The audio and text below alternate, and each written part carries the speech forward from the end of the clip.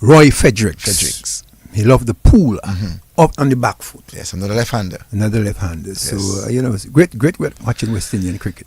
Well, we have in the studios with us Curtis Ashton Lugay. Good evening to you, Curtis. Yeah, good evening, Cecil and the Brain. Good evening. It is my pleasure to be here tonight, of course, on Lakou. And just before I start, Cecil, it's always important to me to say a little prayer, So let's start by saying, in the name of Yahweh, the Magnificent, the Merciful, the Ever-Living, the Ever-Faithful, the Ever-Sure. I bear witness that Yahweh is the Almighty, and in Him I give my heart, my soul, my thoughts, and Him I give praises to, and I ask Him to guide and help us in this and conduct it in a manner that is intellectually sound, positive, and enhancing the populace. With that, Cecil, of course, it's my pleasure to be here, and and like you all, I would first like to send out condolences to Sherman Green Brown. Yeah, Cecil, you talk about Sherman Green Brown. I have been in and out of that studio as a young man, Cecil, in and out, from youth programs to forestry programs to calypso programs to in and out for a very long time. And Sherman Brown knew me through that studio. As a matter of fact, allowed us to help us to develop our program. Myself, Sobers Esprit, Dr. Dublin, we used to have a youth program, on Saturdays, and we'd be in and out of there. And Sherman Brown was my favorite in terms of both as a person, loving, kind-hearted, and as a reader, as somebody that songed in terms of reading, very always encourage a good reading, good speaking, good spoken language. And we will miss Sherman Brown. And of course, I want to send out my condolences to her family, Derek. Derek was my good friend. And of course, Mr. Paul Brown, who I knew as a very good man himself, who I know is a respectable man. I dealt with him personally through my work and as a person. So I just want to send that out before we start. But it's good to be here, Cecil. It's good. It's always good to.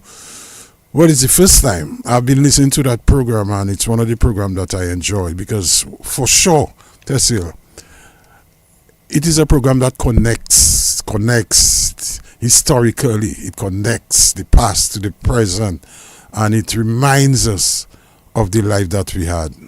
And always is something that can help us, because a man who is not aware of his past or his history is like a tree without roots.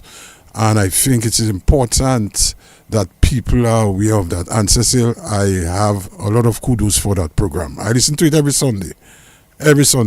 It makes me laugh. It reminds me of my past. And according to them, man, I was ducking you a long time for that program. I realized nothing happened before its time. Mm-hmm. And after hearing a man like my partner Johnny Henry, you had no choice. He kind of boosts me, Yes. So yeah. Johnny was great. Yeah. Yep. So you're here tonight, and you're going to be giving us your story. Sometimes, Brain, that we get stories from other people about other people's life, but it is good when we can actually hear it from them, so that when the story is actually written, the accurate story is given. So Wakas, we know that he's of WCK. We will talk a little bit about WCK, but we're going to talk about Wakas, the man Wakas, right? Wakas tonight. We're not going to be focusing on the WCK fame. We're going to be talking about Wakas, the famous Wakas. All right, that's right. Well, Cecil, I'll take the superlatives. It's all right. It's okay. But I don't feel myself. Is it a fact? Well, I don't actually feel myself that way. I just, to be quite honest, Cecil, it doesn't matter. It doesn't matter if I'm famous or not. It's a question. The question is a mission. What you here to do? What is your worth? What is your job? What are you here to fulfill? At the end of the day, is it good or bad? Is it to help people? Is it to elevate people? Is it to bring people, You know, so that is the mission. It's not a question of fame or famous or I mean, it's all right. You can call me that. It's okay. I'll take it. But it's not something like I put on myself. I just do what I have to do, Cecil. Well, so far we have had a number of persons following the program. I'm not seeing the numbers, but Kepero, Yolande Kepero is on. Also Dave Williams, it must be Dave Williams is your body. Is on. Michael Big Joe is also watching. Marvelyn Breedy. Good evening, Marvelyn. Mayor Marvelyn Breedy in Portsmouth. Good evening. Nadet Langford is also watching. Good evening. Nadet is a very good friend of yours. I know that too. Tina Bell de Romaine is also watching. Hello, everyone, to host Cecil and co-host Adams H. Well, we are here tonight. So let us start, Wakas. Tell us a little bit about who is Wakas, where Wakas came from. Well, before Wakas, there was Ashton Lugay. So Ashton Lugay is from Goodwill. Actually PMH. Most of us we born PMH anyway. Whether from Roseau, Goodwill, Pottersville, Tarish, Yampis, or Fokole, you know, most of us born at the PMH, Princess Margaret Hospital. And I grew up in Goodwill for the first 13 years of my life. 13 from, and Goodwill to me was the best place. But before you go into Goodwill was the best place. Yeah. I want to start from your parents. Okay. People would like to know who's Wakas' parents. Well, I'm getting to that, Cecil. Yes, I was born at the PMH in Goodwill, and I was raised by my grandmother. My grandmother is a lady called Ma Judy from Marigot. She came from Marigot when she was she's a James. Her name is Judith James. She's related to all the James in Marigot are all related. Edison, Phoebe James, Joshua James, all of them are related. Neva Edwards, these are all James. And my grandmother is one of those James. But she came down to Roseau actually when she was 15 because her mom died. And she was taken to Roseau by her auntie, who was her mom's sister. And she came to Roseau since that time. And my mom was born in Roseau. And my father, Mr. Clayton Lugay. Mr. Clayton Lugay is a man from Pottersville, Stevens Street. Bren know that man very well. The Lugay family from Pottersville. As you know, the Lugays are one family. There is no difference. They are all related. They came from 7 brothers and about 3 sisters. So all the Lugays originated. What I was told, there was 3 great grandparents that called Tom, Dick, and Harry. Now, Tom, Dick, and Harry were 3 brothers. I don't know where they came from, but they were in the 4-bar area. But actually, they relocated. One came to Roseau, one stayed in the 4-bar Lugay area, and the other one went to Maho. So you have Lugays in the 4-bar area, which is people like, Mrs. Marley, Mr. Marley's wife. Yes. She's a Lugay, and a couple Lugays like Tom, Sikat Lugay, Sikat Ivona John Baptist Lugay, husband, father is from that side, and then you have people like my father and them came to Roseau, like they are another set that were from the middle of Roseau, somewhere by Castle Street. And that is Clement Clayton, that is David Danny's father, and that is another one called Michael Lugay. That is one that used to be in the States. That's another one, I don't know if you know Mothers Lugay. Mothers is in the States. Vivian Lugay, his father is called Cecil Lugay, and this one that was in Massac. People like Mona Lugay, these people Lugay. So they were all separated, and most of us were raised in Roseau by our parents. Well, I was raised by my grandmother. My grandmother was the one that raised me because my mom went to England very early in my life. When I was about maybe 6, my mom went to England, and I was raised along with my older brother and a younger sister in Goodwill. But my grandmother, there's a single mother, but Cecil, a lot of us were raised by grandmothers. I'm not sure, but a lot of us too. I know that, and in listening, I realized that a lot of, I'd call ghetto, quote unquote, people, there was a lot of families like husband and wife, and there was also single families. So I was raised by that single person, Of course, my mother always cared for us, always took care of us. I was the guy that never really walked without shoe because we were always getting our stuff from England. And even today, I can't walk without shoes. So a lot of guys, I was pretty much better off, all the reason to get to, than a lot of guys I know. Always had clothes on me, always had things. My grandmother used to work by Mr. Green, that is Peter Green, Paul Green in Roseau. My grandmother was a domestic, personnel like a lot of people. She would iron and wash. Cecil and I telling you, in them days I used to go and really check my grandmother there from school, and one day I would come out see her ironing, and I tell you, ironing, and them times Cecil is not like electric, he's iron. You remember them iron? Goose, they call it goose, right? Right, the goose. And iron knits, yes. Knits, still come home and iron our clothes, and next time I would come and she would be like washing pails of clothes. And one thing I found about that, she seemed to enjoy that. It seemed to be a part of her. She did it diligently, loyal, like committed, putting all her in. And my grandmother, I know, was one of the best in terms of ironing and washing clothes. And that is where, for years, my grandmother worked as that for years.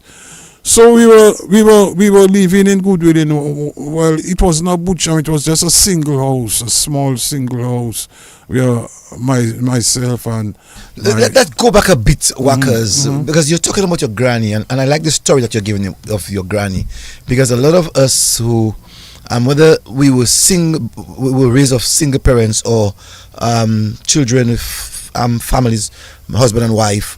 The wife most times would have done domestic work, getting something like $10 a week, and I want to find out what was the relationship between your grandmother and the Greens while she was actually working for them. Very good, very good. They love those people. There was another lady there called Dada. But just if you're aware and you used to really frequent around them, you might know she even died there. That's how long she was there. She and my grandmother were always there almost the same time working. She used to work more inside, cooking and all that. And my grandmother would be more washing and ironing. And the relationship, of course, these people, well, I didn't used to go there that much. I used to just go and check my grandmother. But I knew that from how it seems that these people used to respect them for what they could do. They used to. I at the time it did not occur to me that they were using or they were things. It's like there was a good relationship between these people. They were working for them. They were committed to them, and long after, even after, I believe these people still remember, who that lady was, who my grandmother was, because I met some of them in England, and when I told them who I was and told them who my grandmother was, they really took them back and said, oh, good, she used to do that. But of course she was working for them. It was that at the time, and that was how income was brought home. Come back to you in a while, Wakas. I just want to say good evening, and Davina John Baptist says that she's watching. She said good night. Sandra Sayer said good evening to all. Peter Prosper says that he's watching. I know Peter Prosper is your good buddy. Rosalind Severin McLean is in New York. She said that she's watching. Glenda Castle, she said good night. Ashton listening. Also, Marvelyn corrected me. She said that that's Marvelyn in New York, and Kerry is her niece. Thank you for that correction. Peter Dover said good evening. And Kate Julian is watching. Jennifer Coffey is watching. Benta Maynard is watching. Rose Annette Pelte Lugay. Who is that person? Help me with that one. It might be from that region of Lubia area. Rose Annette Pelte Lugay. She said she's watching. Her, but I don't think I know. Yeah. But Jennifer Coffey. She says that good night, and Jacksonville is looking. Kelvin Ambrose. Christopher Dangaben. Juliana Frederick. And Ty Francis is also watching. Was that Wakas Joel in Australia listening? You know who's that, Wakas? Yeah, man, my guitarist. Your guitarist. Oh, my partner, man. Yes. He said that he's watching. He have some constructive criticism, so he just make me try and go and do some more work. Yes, Lady Henry is also watching. So quite a number of persons are actually watching. I'm not so sure why I'm not seeing the numbers, Wakas, but I'm sure that the numbers are building up as we are talking. So Wakas, in those days, right, I understood that the maid had to pass, and I'm using the word maid deliberately because that's what we knew them. Some persons call them servant, but I never liked the name servant or the word servant, but I like the word maid. Well, no. You saying maid, I agree with you to an extent, but you would be called un servant. Un servant, right. Meaning you're the servant to stay, at the back of the house. Well, maybe his grandmother was privileged. So that's what I was going to ask him. Because he said that when he came from school, that he used to go there. I want to find out from him where his grandmother actually passed or where he passed. I need to know that because in those days there is.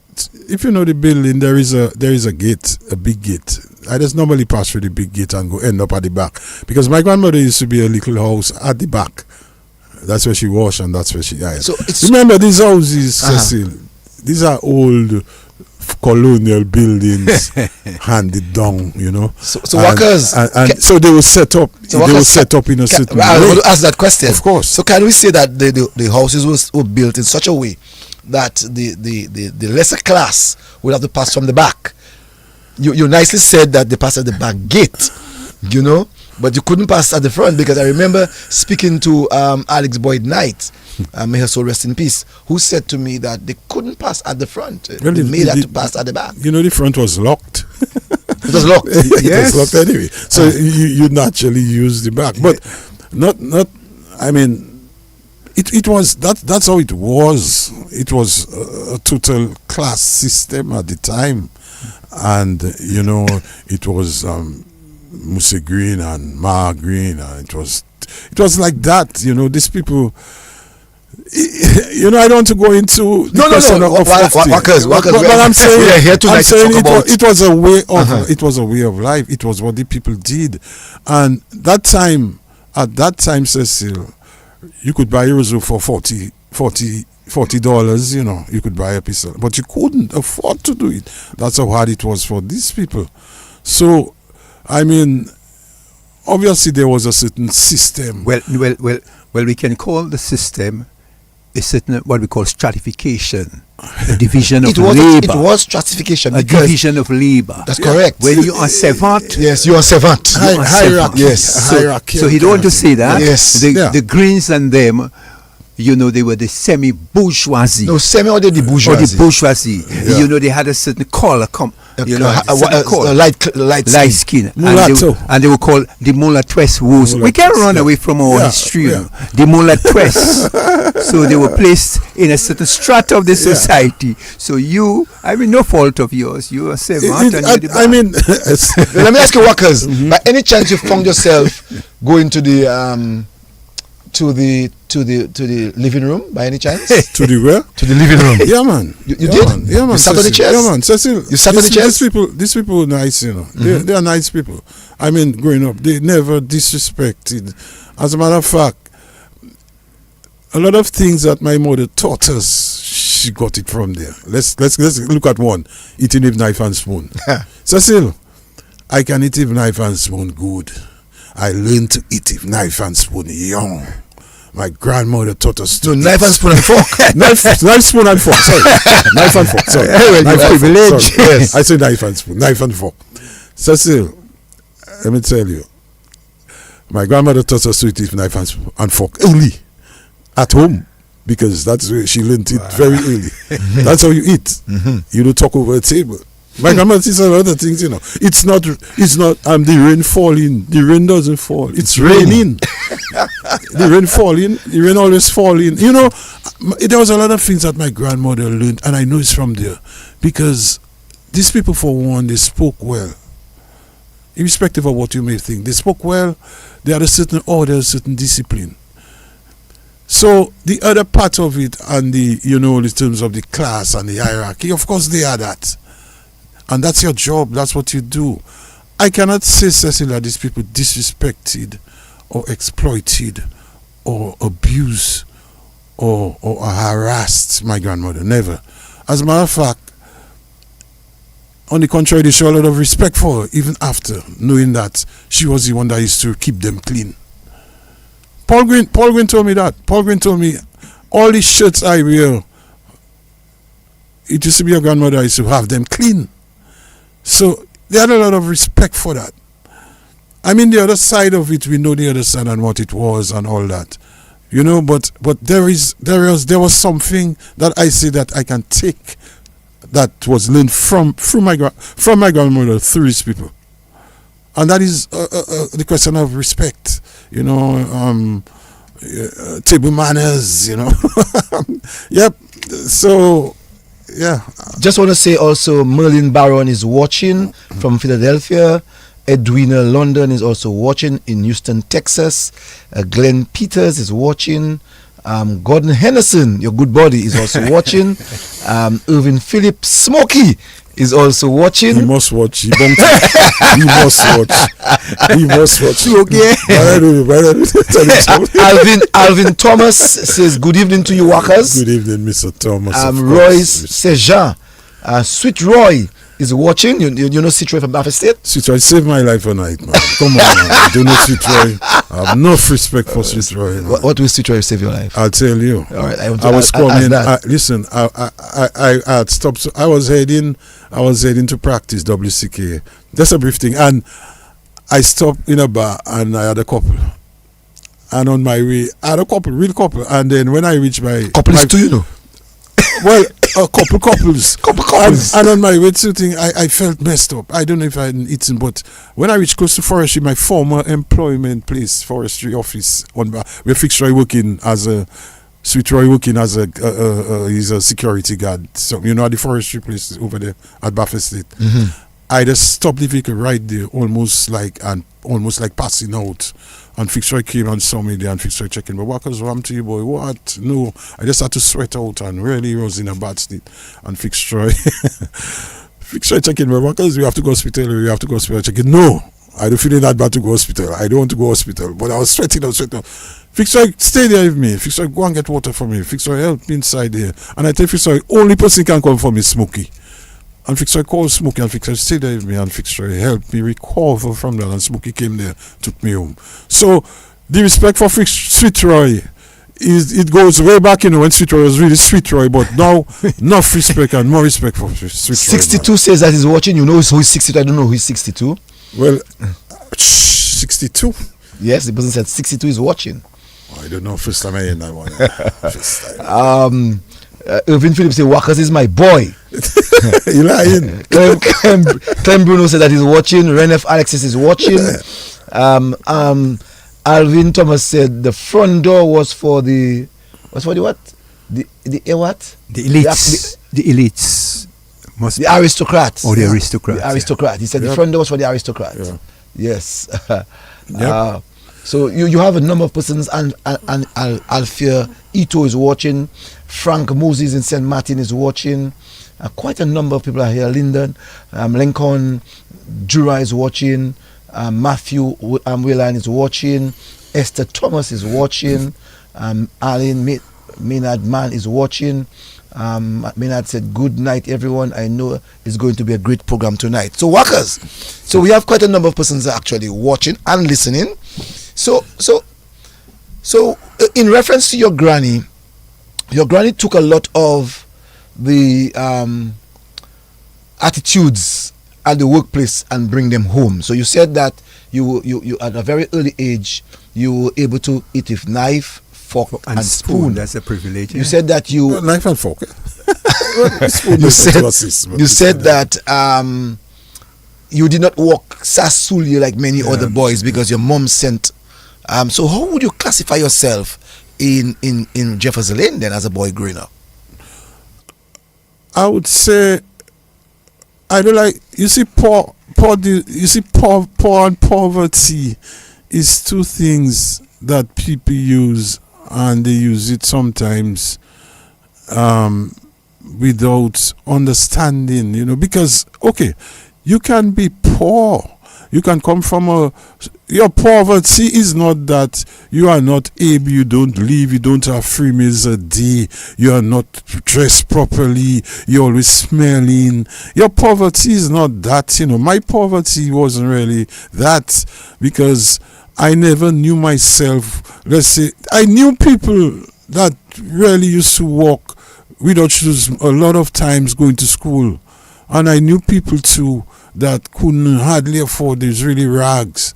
And I never, to be quite honest, went through being with rags, or without shoe, or even without lunch or breakfast. One thing I can tell you, we had 3 meals a day. I mean, I grew up in Jefferson, and I grew up around guys like Val Coffey, Ronnie Roberts, Ashley Roberts, Grayson Shillingford, Irving Shillingford. They used to be in Jefferson. Mikey Croft, up the road you had Vanderpool, then you had Taki Thomas, you had and a lot of people, the Rodneys, then you had Bernard Wiltshire, father used to live in Jefferson. So Jefferson Mr.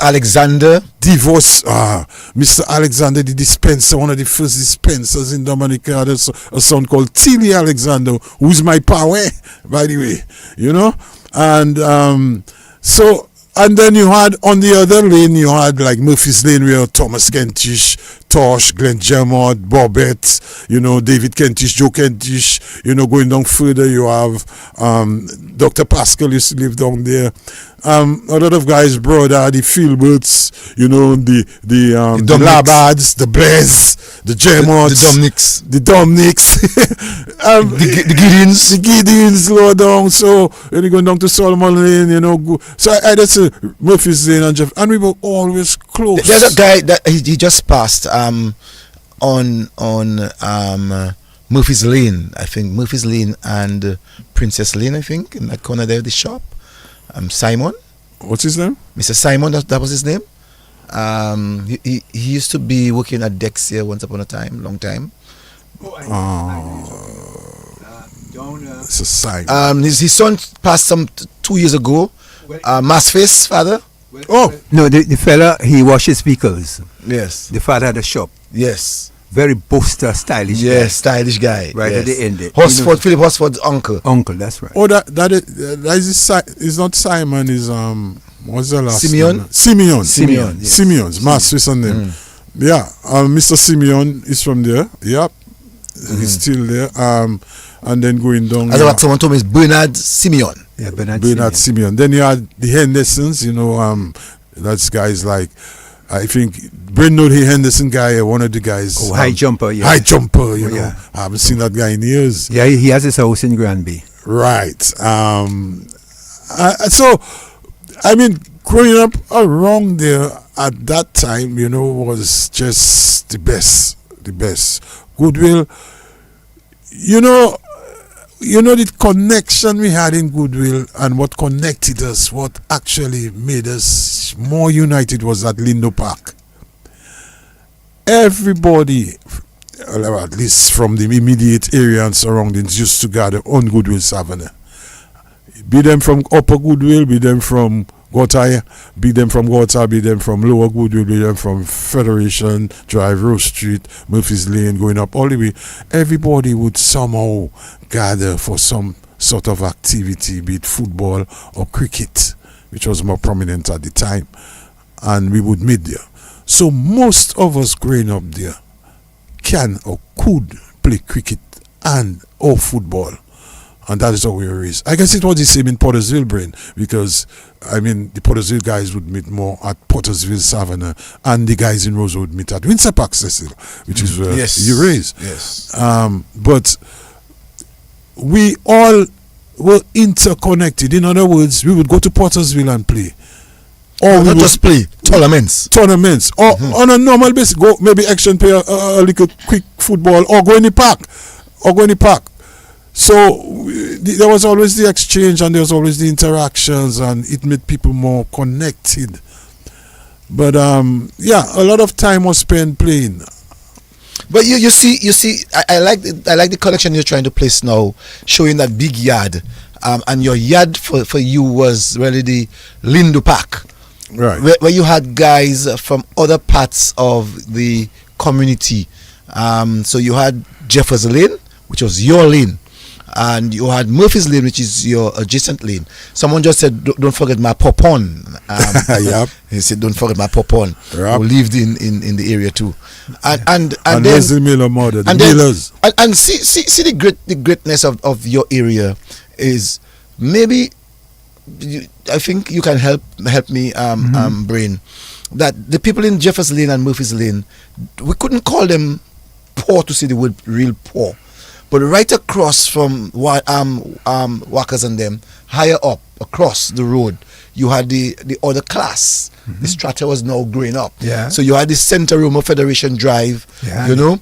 So Wakas, give us a little bit more about that kind of connection between Center Roma, Murphy's Lane, Princess Lane, and these areas. For instance, you had the Sorrentos high up. Right, The Sorrentos. This was As you say, let's say the demarcation line of the red zone started from, let's say, that line right across the Savannah, which is what you call that line? I forget, but it's where Kelvin Stevenson live, the Sims and the Sorrentos, yeah. Manoris. It's called Juvenile Lane. These were the, as you started to climb up. Manoris, Madomnik, and them, going on. A lady called that is Angus Fisher, Ma Fisher. Yeah. And there's at the end on the wrong the belt, you have Casca and them coming there, So it started there going up, but. So you're saying the demarcation started from Juvenile Lane, going next Grants Lane, then Franklin Lane. You call that Upper Goodwill. Upper Goodwill. Yes. And then at a certain point, years after, we start saying, well, Beverly Hills, when the new buildings came up, right? So, but Upper Goodwill going to Center Roma. Center Roma is way up. Going back to Alice Severy and them starting to go way up there. But it really started from there. Let's say guys from Upper Goodwill, but the truth is it was just in name. Guys mingle, because you're talking about guys like Dorito, guys like Angler Fisher, guys like Bobby Fisher, guys like the Sorrentos. We all mingled, we all, another connecting thing that was there. We all went to Goodwill Junior High School. You're saying the guys in Center Roma, the guys in Upper Goodwill, the guys in Murphy's Lane, Jeffers Lane, Princess Lane, all went to Goodwill School. Well, most. A lot of them guys went to Convent Prep from Upper Goodwill. Well, we know that. A lot of guys went from Convent, but most of the guys from Lower Goodwill got, Jeffers Lane, Murphy's Lane, Federation Drive. Most of us, Solomon Lane, Pottersville, went to Goodwill Junior High School.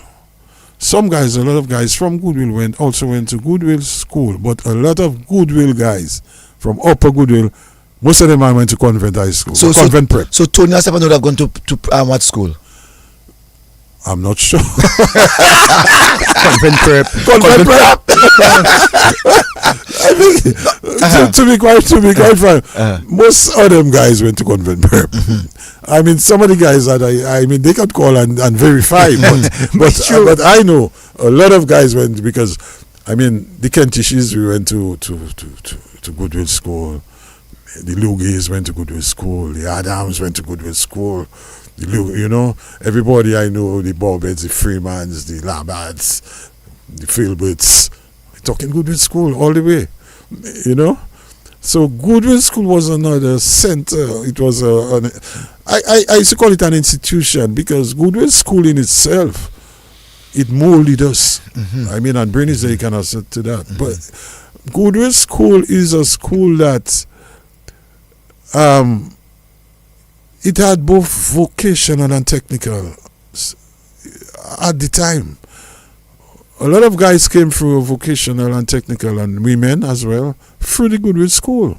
And Goodwill School it was sort of an institution of learning, both technical and academical, that a lot of the best principals passed through Goodwill School. You're talking B.O. Robinson, Mr. Meshack Linton, You know, you had people like that. A lot of great teachers, Mr. Mornell, you know, Alma John, Mr. Riviere, you know, Mr. Louis, Mr. Nicolas, you know, Mr. Nicolas. Great teachers, man. Great teachers passed through Goodwill School. And most of the guys that went to Goodwill School went to high school after Goodwill School. Most of them. And it's Goodwill School that started us in terms of molding us, in terms of being good sportsmen, good craftsmen, good thinkers. Because growing up in Goodwill School, there was a lot of debates, a lot of hands-on, a lot of practical things, and a lot of sports, you know. So I can say that Goodwill School had some main influence on my upbringing. No, Wakas, you're talking a bit of the Goodwill School and what it was able to do for you and many others around you. Today, many of those men, because I'm only hearing the names of men, many of those men are now contributors to Dominica's development. So it speaks volume. Now, I want to get the understanding in terms of the strata. Your area, which is Lower Goodwill, that's how you call it? Yeah, you well, because we put the demarcation from the roundabout is Upper Goodwill. Yeah. Our area will be just called Goodwill. So if a man say I go in Goodwill, he cross the river, he go Goodwill. But if a man say I go in Upper Goodwill, he go Upper Goodwill. But if a man say go Lower Goodwill, that mean my Rolls Lane, you're going around there, you know, around Lower Goodwill, Watties Lane. But you see, what I wanted to find out, what I really wanted to find out, while you're saying that that you all basically had a very good life, were you all able to leave your home, leave your mother's home, and decide that you're going to do a friend home at Upper Goodwill? Well, they were. It wasn't in that way. My friends were those around me. I go by Thomas Kentish and them home. I go by Glenn Chemots and them home. I go by Irvin Williams. I go by Val Coffey. They were the people around me. But most of the times, to tell you the truth, Cecil, growing up, I didn't have time to really go and spend time by people's home. I mean, my friends were my friends. We could go by each other's home or we want. I used to frequent. Thomas Kentish and I raised together very close. He and my brother that is in England raised. And I spent a lot of time with Thomas at his home. And the Gemots, you know, at their home in Murphy's Lane. So it wasn't like you go by somebody or it just happened, you know. We were friends, so sometimes we just end up at each other's home. So what was the importance of the Savannah, the Lindo Park? What was the importance of the Savannah in bringing boys or young people together from upper Goodwill to Lower Goodwill? What was the importance of the park? Well, Cecil asking that is like asking what is the importance of a field, of a football field, of a park. A park is very important in terms of your whole well-being, your upbringing, your physical and your mental. A park is what that can save your youth. You understand? Probably a lot of the issues we may have today are because there may be maybe not an interest in going into the park. Probably there's a lack, or probably there is the least. Maybe there's not much parks per se, or probably access to more parks. You know, maybe because the park is what connects and bring people. Let's look at it. You come from school in the afternoon. You had your lunch. You do all your homework. The other thing would be naturally to go to the park. Now, in the park, at that time, it was organized. There was clubs. There were clubs. There was Saints. There was Halcyons. There was Saints cricket team, Saints football team. There were other teams, you know, Green Eyes. There was teams. There were leagues. There were games to play. Guys used to play football every afternoon. And let me tell you, when you finish there, the most you can do is go home, you know. Go take a bath, rest, and what, have your dinner and go and sleep and get to school the next day. The park is so important in a man's development. Taking it out from the whole equation or from the structure is a problem. And probably a lot of our problems with the youth is because of that one thing. Probably the use of the park, the influence the park had. The park is sometimes maybe the use of the park, because that Cecil, you know, and I know that the park made us united. We had a little thing on the park, but it's just a little scuffle on the park for football, for cricket. I was going to come to that. Yeah. I was going to come to that, knowing the class thing. Normally, when we are on the Savannah, and the bourgeois, we normally say, our beef would be, well, we're stronger than you. You cannot take that ball in our legs. You know, you're a little boy, you inside your house, you want to come and this kind of beef that we used to have. Remember that? Yeah. There was the whole social issue in terms of wanting to be better, one better than the other. But the park is very important. But Wakas, remember that I'm not seeing anybody playing any saki-tappy. We had different ways, to rush, grab, get the ball. You had your kaka rubber, or you bring your wind ball, and who get the ball. Yes. Which I'm not seeing again. Or who get the ball, or like what Wakas would do when it's his turn to bat and he figure he didn't bat enough. He take his bat and he go. No, but if I bring my No, ball, that's not bad. if you have your ball, you're bowling. You bring your ball for you to. Nobody can take your ball and bowl before you. Yeah. So you brought a ball and you bowl, and then maybe somebody else can use your ball, or you bring your bat. Yeah. You must bat. Yeah. Fella's not going and take inning and to give you you break the stump, so you start put bat on man. Yeah, I mean, there were guys that did that for sure, but I was one of them. you didn't put bat on man. That's a kind of cool fella, No, Wakas, in your growing up, there were guys like Scooby Lawrence and Bull Lawrence and Peck Lawrence. They were prolific football players. Those guys would have gone to Goodwill school, right? Yeah. They would have gone to Goodwill school. Yeah. Amid the fact that they live in the higher center, yeah. Goodwill area. Yeah. No, how much of an influence that these guys would have had on people like yourself in the park? Well, first of all, Algernon is Bull and Jeffrey Scobie.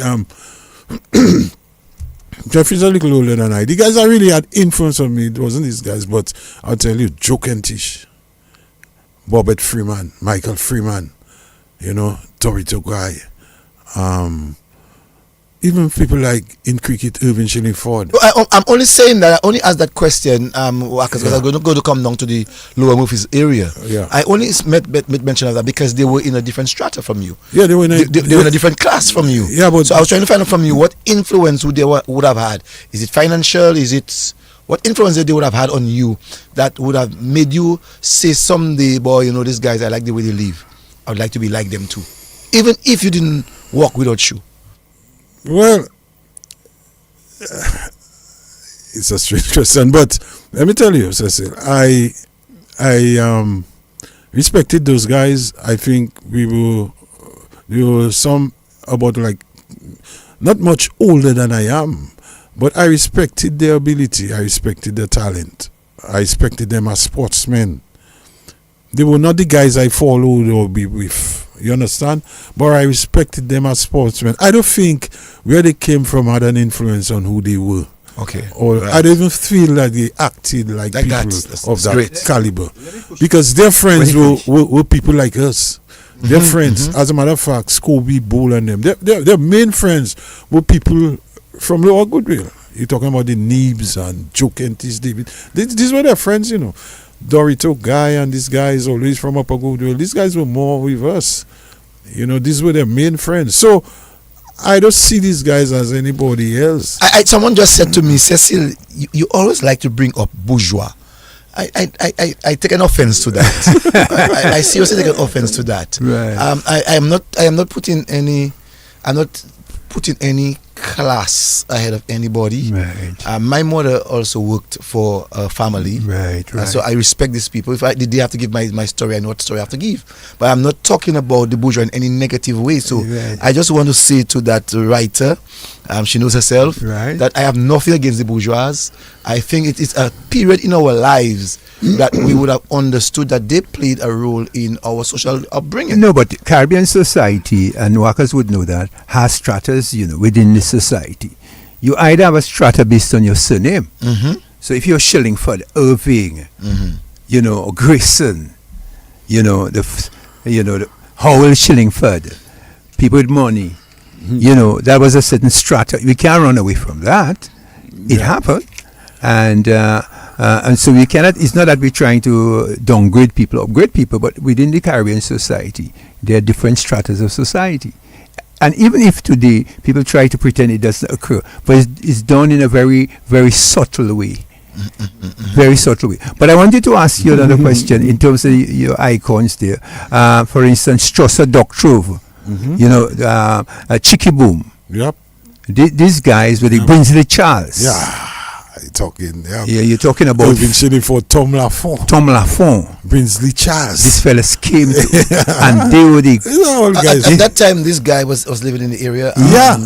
Clem John. Clem John. Oh, he came. No. Okay. Clem John is a man from Bafford area. Yes, I know. I was trying to find out at what time he was. He came up long after. But when you talk about those fellas, since you talk about the elites of the sport in the area where Wakas came from.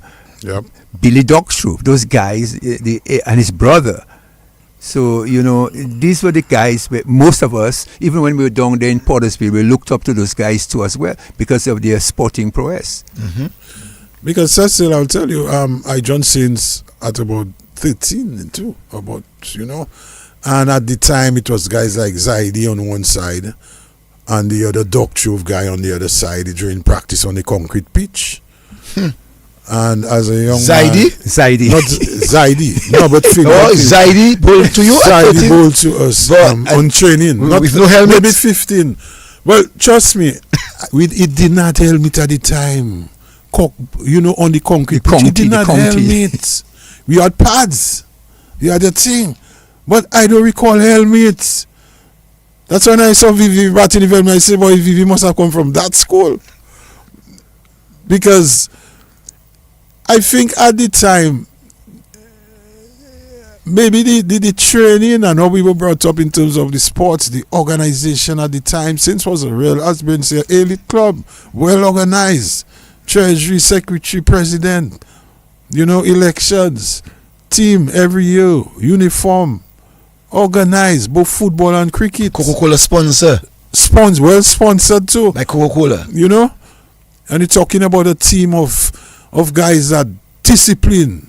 I'm telling you, discipline was the man forward.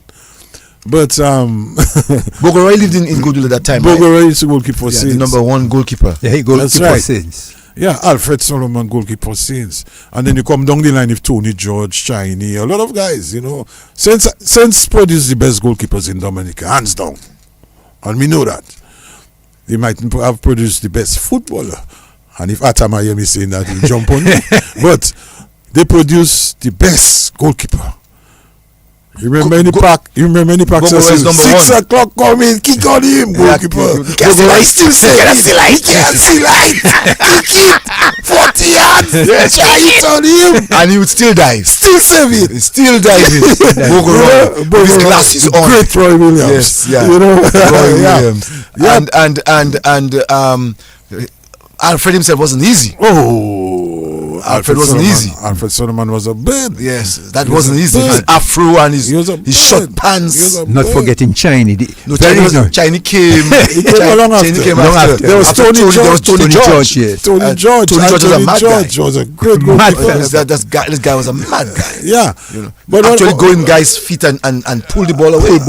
It's amazing. Well, the greatest I saw doing that was Brian Charles from Pottersville. Brian Charles, fearless. Yeah, fearless. One of the best goalkeepers. Almost ready for the Premier League in England. He would way ahead of goalkeepers I see today. He would watch you well, and just take that ball when you're about to kick. George Clarendon was another one that did that in his early days. Because I'm talking about Maliki days, going to the park and watching games. But thinking about it, Wakas, you're so correct. I think as you're saying that, I can now say that boldly too, that Saints produced the best goalkeepers. Yeah. Harlem did not have good goalkeepers, but they had good defense and forward good, men. and good forward men. Yep. You know, Kensbury had very good midfielders and very good forward men. And now and then a goalkeeper in Kensbury. And now and then, like Steve White. like not even Steve White. Tony and it's Tony Manu. Oh yeah, Bogoroy Manu. Yeah, Manu Laisha. Yes, but let's go back to Goodwill. You know. Yeah. No, so Saints had a club, both cricket and football, and some great sportsmen came from that area, that lower Goodwill area, Solomon Lane, Princess Lane, you know, even Murphy's Lane, Jeffers Lane, you know, some real great sportsmen came from, and even represent Dominica. You can talk about a lot of them. Thomas Kentish Yaga. A lot of them. A lot of Saints footballers represent. You could call a list. I mean, from Dorian Simpson, you forget that guy? Right? Yeah. Oh, boy. But later on, Dorian went to and live in Woodford Hill. Well, yes. But in his days. But you're talking about, defender. He defended his mouth because he had a big mouth. Yes. And he called himself the fastest man on the wing, yes. Dorian Simpson. Which is true. Know Dorian. He was one of the Palace was one of the fastest. Palace was good. Palace was a quick man on the wing. But Dorian Simpson, notorious. But I also find from Saints also that he was a cricketer. He also played for Dominica, fast bowler. He used to work at Astafans. We used to call him, oh my God, who could I forget his name? Astafans? He used to work at Astafans, tall, red-skinned guy. He used to be on the left wing for Saints, defender. How could we forget that? I'm sure somebody's going to help us with that one. It may come. Yes, it will come.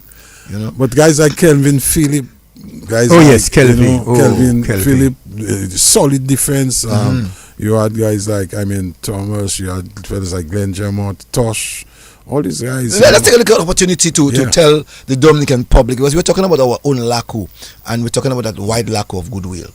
That would come from Saints, just a club that would have had young players representing the national team. So we had Yaga, who did it both in football and cricket.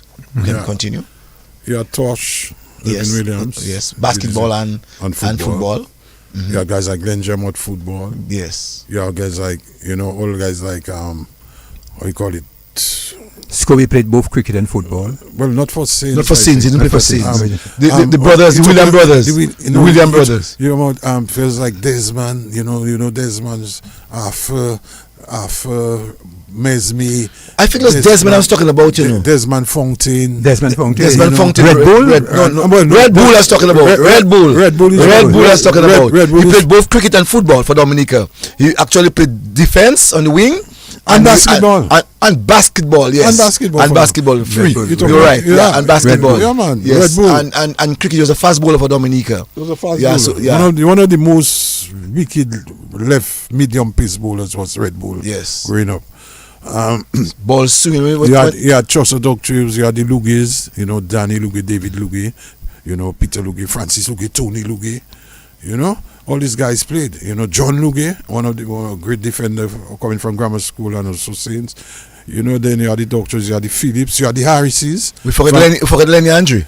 Well, Lenny Andre is a class by himself. Yeah, Lenny Andre became, he's a class by himself. Mm-hmm. So you're talking about the Harrises, Junior Harris and his brother, they played Refuse, the great Franklin Harris. Yes. I saw you listening tonight. Yes. Solid defense. Yes. He shot, but there were two guys that could go as low to the ground and boots. That was Franklin Harris and a guy called Kuru from Pottersville. And Brain, Kuru, shot Kuru. The minister of Mini Coopers, man. Kuru, man. Osman Alin, the Hornsman. Canadian, Dominican. He was the guy that used to really head. So since teachers very early in terms of being and that discipline was always there, But it is for me. The Goodwill area in those days had a lot of boys, and you had the Banis brothers, the guys. As a matter of fact, Wakas. I went to school together with Irving Guy. I went to St. Mary's Academy. Irving went to Dominica Grammar School, and I will die saying this. and I know people would not like me saying this, but I will die saying this, that if we had Olympics in that time, Irving Guy would have won the first gold medal for Dominic. I've always said that. He was quick. Yeah. I have always said that. Irving was actually, for me, some of us were knocking 10.5 and Irving was already maybe knocking 9. Well, Cecil, when maybe we get to SMA and high school, we'll talk about we that. can banter there. Yeah. Because I have some stats too on that one. Yes. You know, because I remember there's a guy called Morrison Thomas. Morrison Thomas is the brother of Hillary Thomas Steely. Yes. I call him Momo. I talk to Momo every day. Thank you. He was one of the fastest guys at his time. And I'll tell you, he hold all of them. The grammar school had a sprint team here. Earl Joseph, Irving Guy, Laurie Taki Thomas, you know, Laurie You have guys like Chinese was even quick too. Yeah, China's quick. Yeah, and really, you know, and 100. I mean, his brother Ian Jackson was a speed star too. And national at the time, you know, school, secondary school. Clint Roberts. Clint Roberts. Well, Clint Roberts was more footballer. No, Clint Roberts also did 100 meters. Well, he did. Well, grammar school. Yeah, grammar school. Yeah. But Clint Roberts wasn't there at the time. I'm talking about guys before. And Morrison Thomas hold that guy in a national meet and tear them, all of them, mash them up in 100 meters. Mash them up. And they can call, you know, all of them there, you know, they can call and say and deny me. They were quick at the time, but Morrison Thomas blew them out in 100 meters. I can never forget that. And I think Morrison Thomas won in the 200 meters too. And if Momo listening, he can call now and ask. If Tilly listening, he can call. You understand? Blew them out in 100 and 200? 200 meters, secondary school, at the time.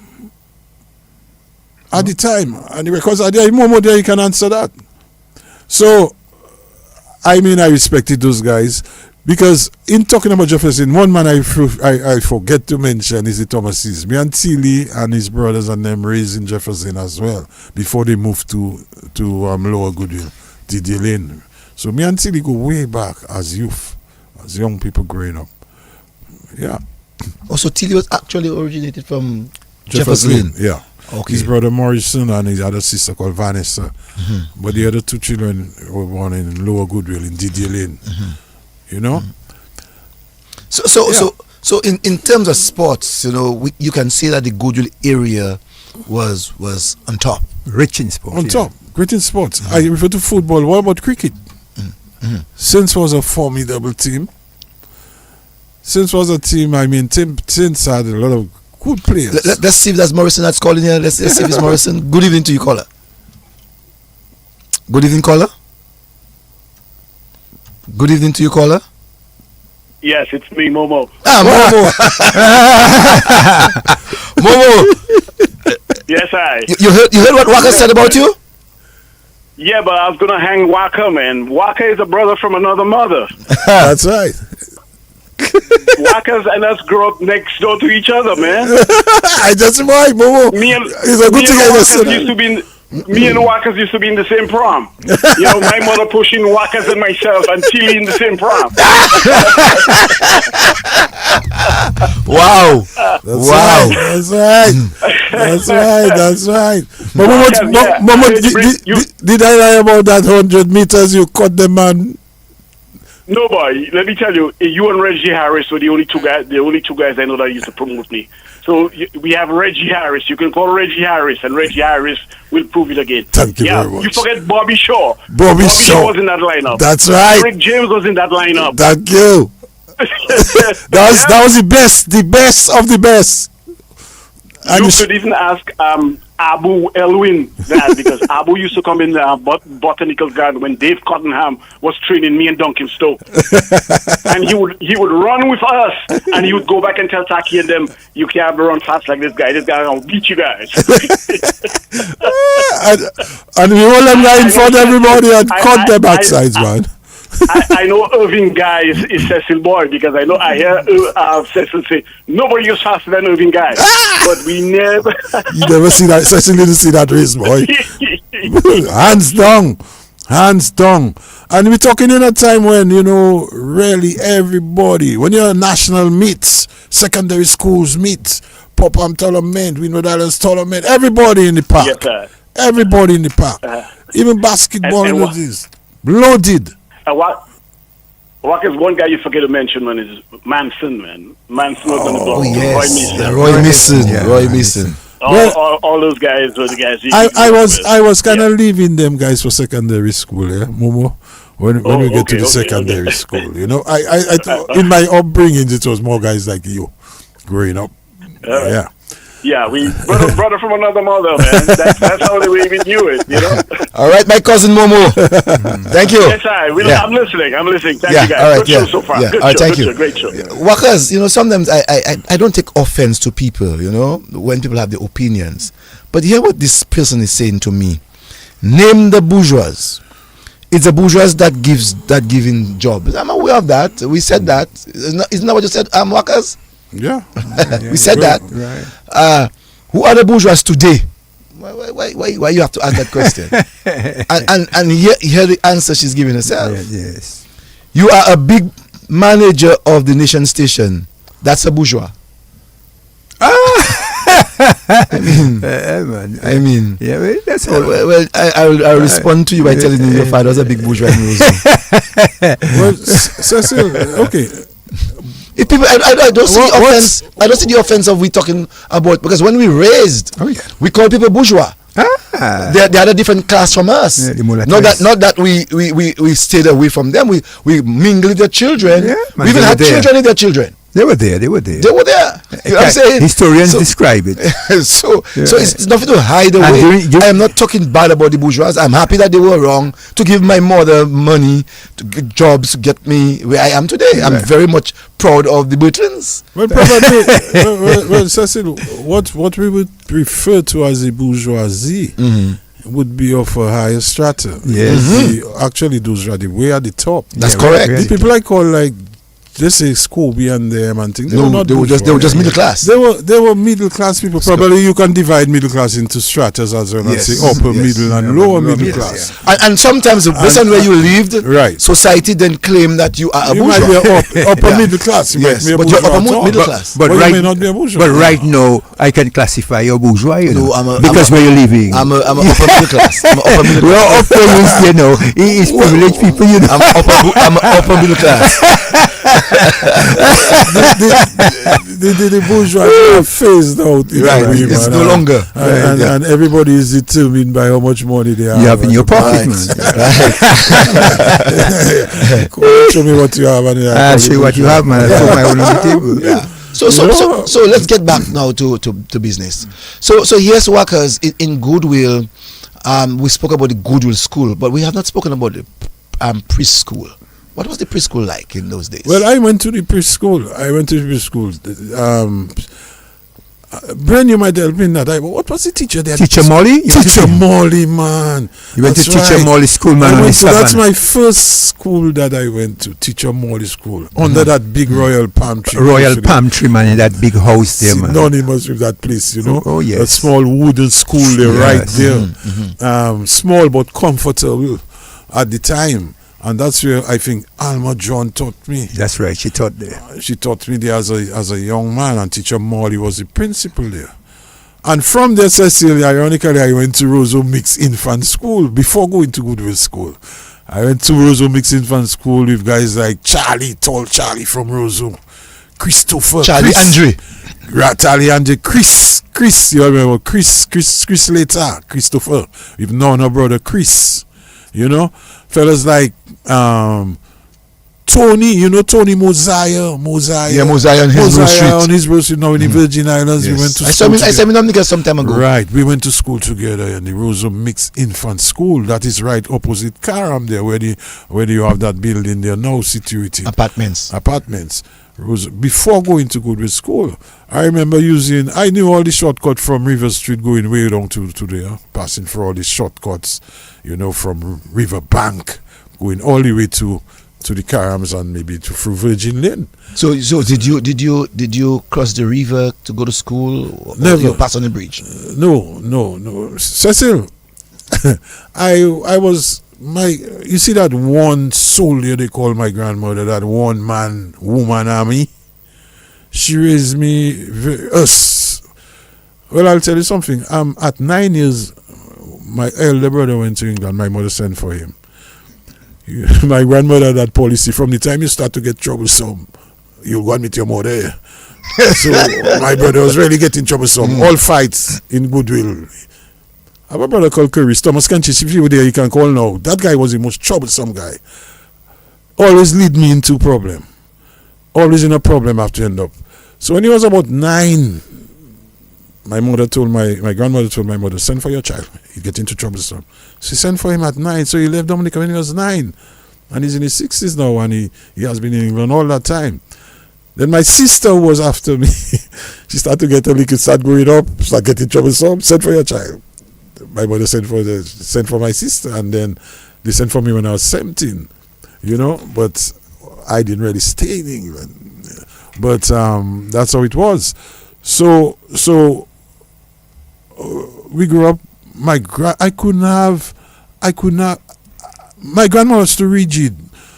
We had Cecil, my grandmother is a lady. She'd work all day. When she come at night, she make our dinners. But before she go, she would leave our lunch. So it was like that. And we're not talking cold pot, cold pot cooking, these people. And Val Coffee can attest to that. My grandmother would start stewing chicken, local fowl, not in the shop, local fowl, and on a Saturday night, and by Sunday morning, all by Val and them would be smelling that, Good that was like that. And Val can attest to that. He's there, She was one of the best cooks I know. Best. And my grandmother was rigid about 2 things, discipline and education. So when I got into high school, or even before that, it's not a question of going out of the way. High school was a normal flow for everybody. You come from Goodwill school, you do common entrance, the next step is to high school. All of us had that sort of goal in our mind.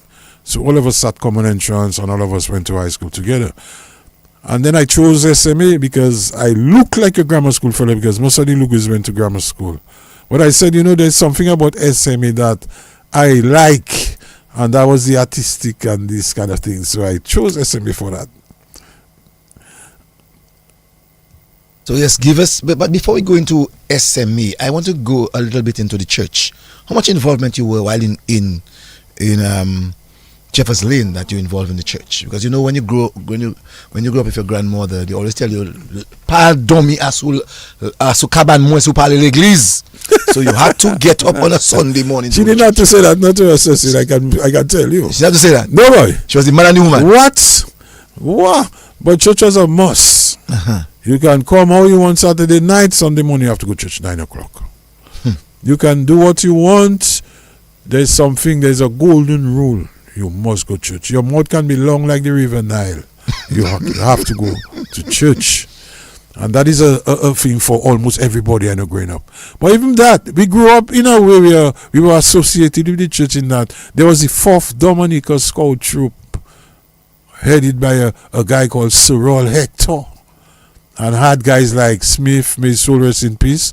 A lot of great guys passed through this 4th Dominica. Brennan, I'm not sure if you passed through the 4th Dominica. Probably he was in Sir John School in No boy. Oh, so he was a 4th Dominica man? Of course. Oh, yeah. Roy was my man. Thank you very much. So there were guys like MacDonald Thomas, Reed, Sylvester Reed. There was like Riviere, Davidson Riviere. There was like Arthur Smith. There was like guys like a lot of guys, Jefferson Joseph, Andy Cap. And the 4th Dominica Scout Troop was almost like an institution of learning as well, in terms of its discipline, learning thing, campfire. And that is where my whole theatric and theater loving thing started, because campfire was a lot of shows and acting around the Goodwill Savannah. Yeah. That's where we kept our campfire every anniversary of the Scouts. And the Scouts matching, Rolector and clubs, and that was another area that really brought up a lot of young people in terms of discipline. I can still do a riff knot and a sheep bend. And your wrong turn and 2 habits. If I do this, a quick riff knot. Yes. So there are a lot of things we learned in the form. Ronald Lander, not forgetting Ronald Lander. All of us were scouts, Cliff Jacques. All of us, we were all scouts. And in that way, church and scouting were like one. Because you usually go to church. But other than that, church was a must among children. You cannot not talk about or go to church, Everybody that come on Lakou says, never a man tell you to go to church or he didn't. Everybody went to church. He cannot go to church or he does from that sort of background. Yes, you had to go to church. Church was a must. If you don't like church today, it's not because our parents didn't send us. For sure. They didn't disappoint us in that one. Never. That area they didn't. Never. For me, on a Saturday, it doesn't matter what you do. Saturday morning, you have to get up from the ladies' bed, because it's always their bed. And you have to get to church for 9 o'clock. Yep. So which means at 7 o'clock, you have to go and get yourself ready to go to church for 9 o'clock. Right. And back you, she ain't going and you coming back, you coming after. Everybody going together. I still hate that. What about you, Wakas? You still love going to with your granny? Well, my granny was a Methodist, coming from Marigot area. She was a Methodist, so I hardly go to my mother was a Catholic, so that's where we were christened. So we went to Catholic church, and my granny went to Methodist church. Well, I don't think I hardly went to the Methodist church. She used to go to, but I was. But she had to rule you to the Catholic church. She did not school you down to the Catholic church. There was no. It was automatic. It was like understood. It was like when a Sunday come, it don't have about you thinking. No ifs, no but, no Get maybe. it there. Let's go to the telephone quickly. Good evening to you, caller. Good evening.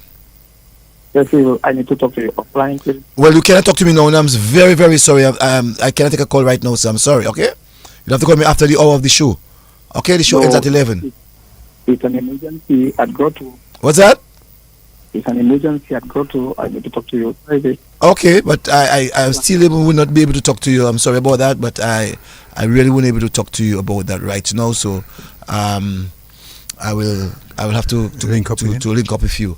Yes. So Wakas there. So according to you, Granny didn't have to give you that rule. You had to go to. Of course. Right.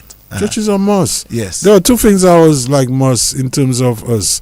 We had our chores, right? Like my grandmother would get up on a Saturday morning, go to the market, and we know our chores already. The girl has to deliver all the clothes, washing the clothes. The two boys shared between cleaning inside the house, one cleaning outside. Now, if you're a man, let my grandmother come out from market and none of those things. In terms of the washing may have started and continue. But the cleaning around the yard and cleaning in the house, that was a must. You had to do that. I raised up cleaning around my yard and cleaning, make sure like sweeping around yard and keeping them clean and cleaning in house and make sure everything in order, clothes. So that was like duties. That was a must. And my grandmother never spared the rod. She was never afraid to spare that rod because, believe me, you don't do things right, you get it. She wasn't hard. She wasn't rough. She was just disciplined. Wow, that's amazing to hear. Discipline and Brain, that is very strange. It doesn't matter what community you came from. When you hear the stories of people in those days growing up, it's the same. Yeah. Well, for instance, what I find, Wakas, is that the single parent or the grandparent who raised the child, this was a must, You had to be disciplined, get up on time, do your chores, get to school, do your homework, do your playing, but get home and continue your homework for next day. Today we see Wakas, today the grandparents are different. I know. Well, the grandparents, first of all, they're younger. They're much younger. I mean, when you have grandparents, you think they're younger? They are. Or because we were small, we think that they were old. They were much older. Well, true, Cecil. In a way, you're right, because if you look at it, my grandmother made my mother very young. My mother make us very young. Right. So my grandmother was a very young grandmother. Believe me.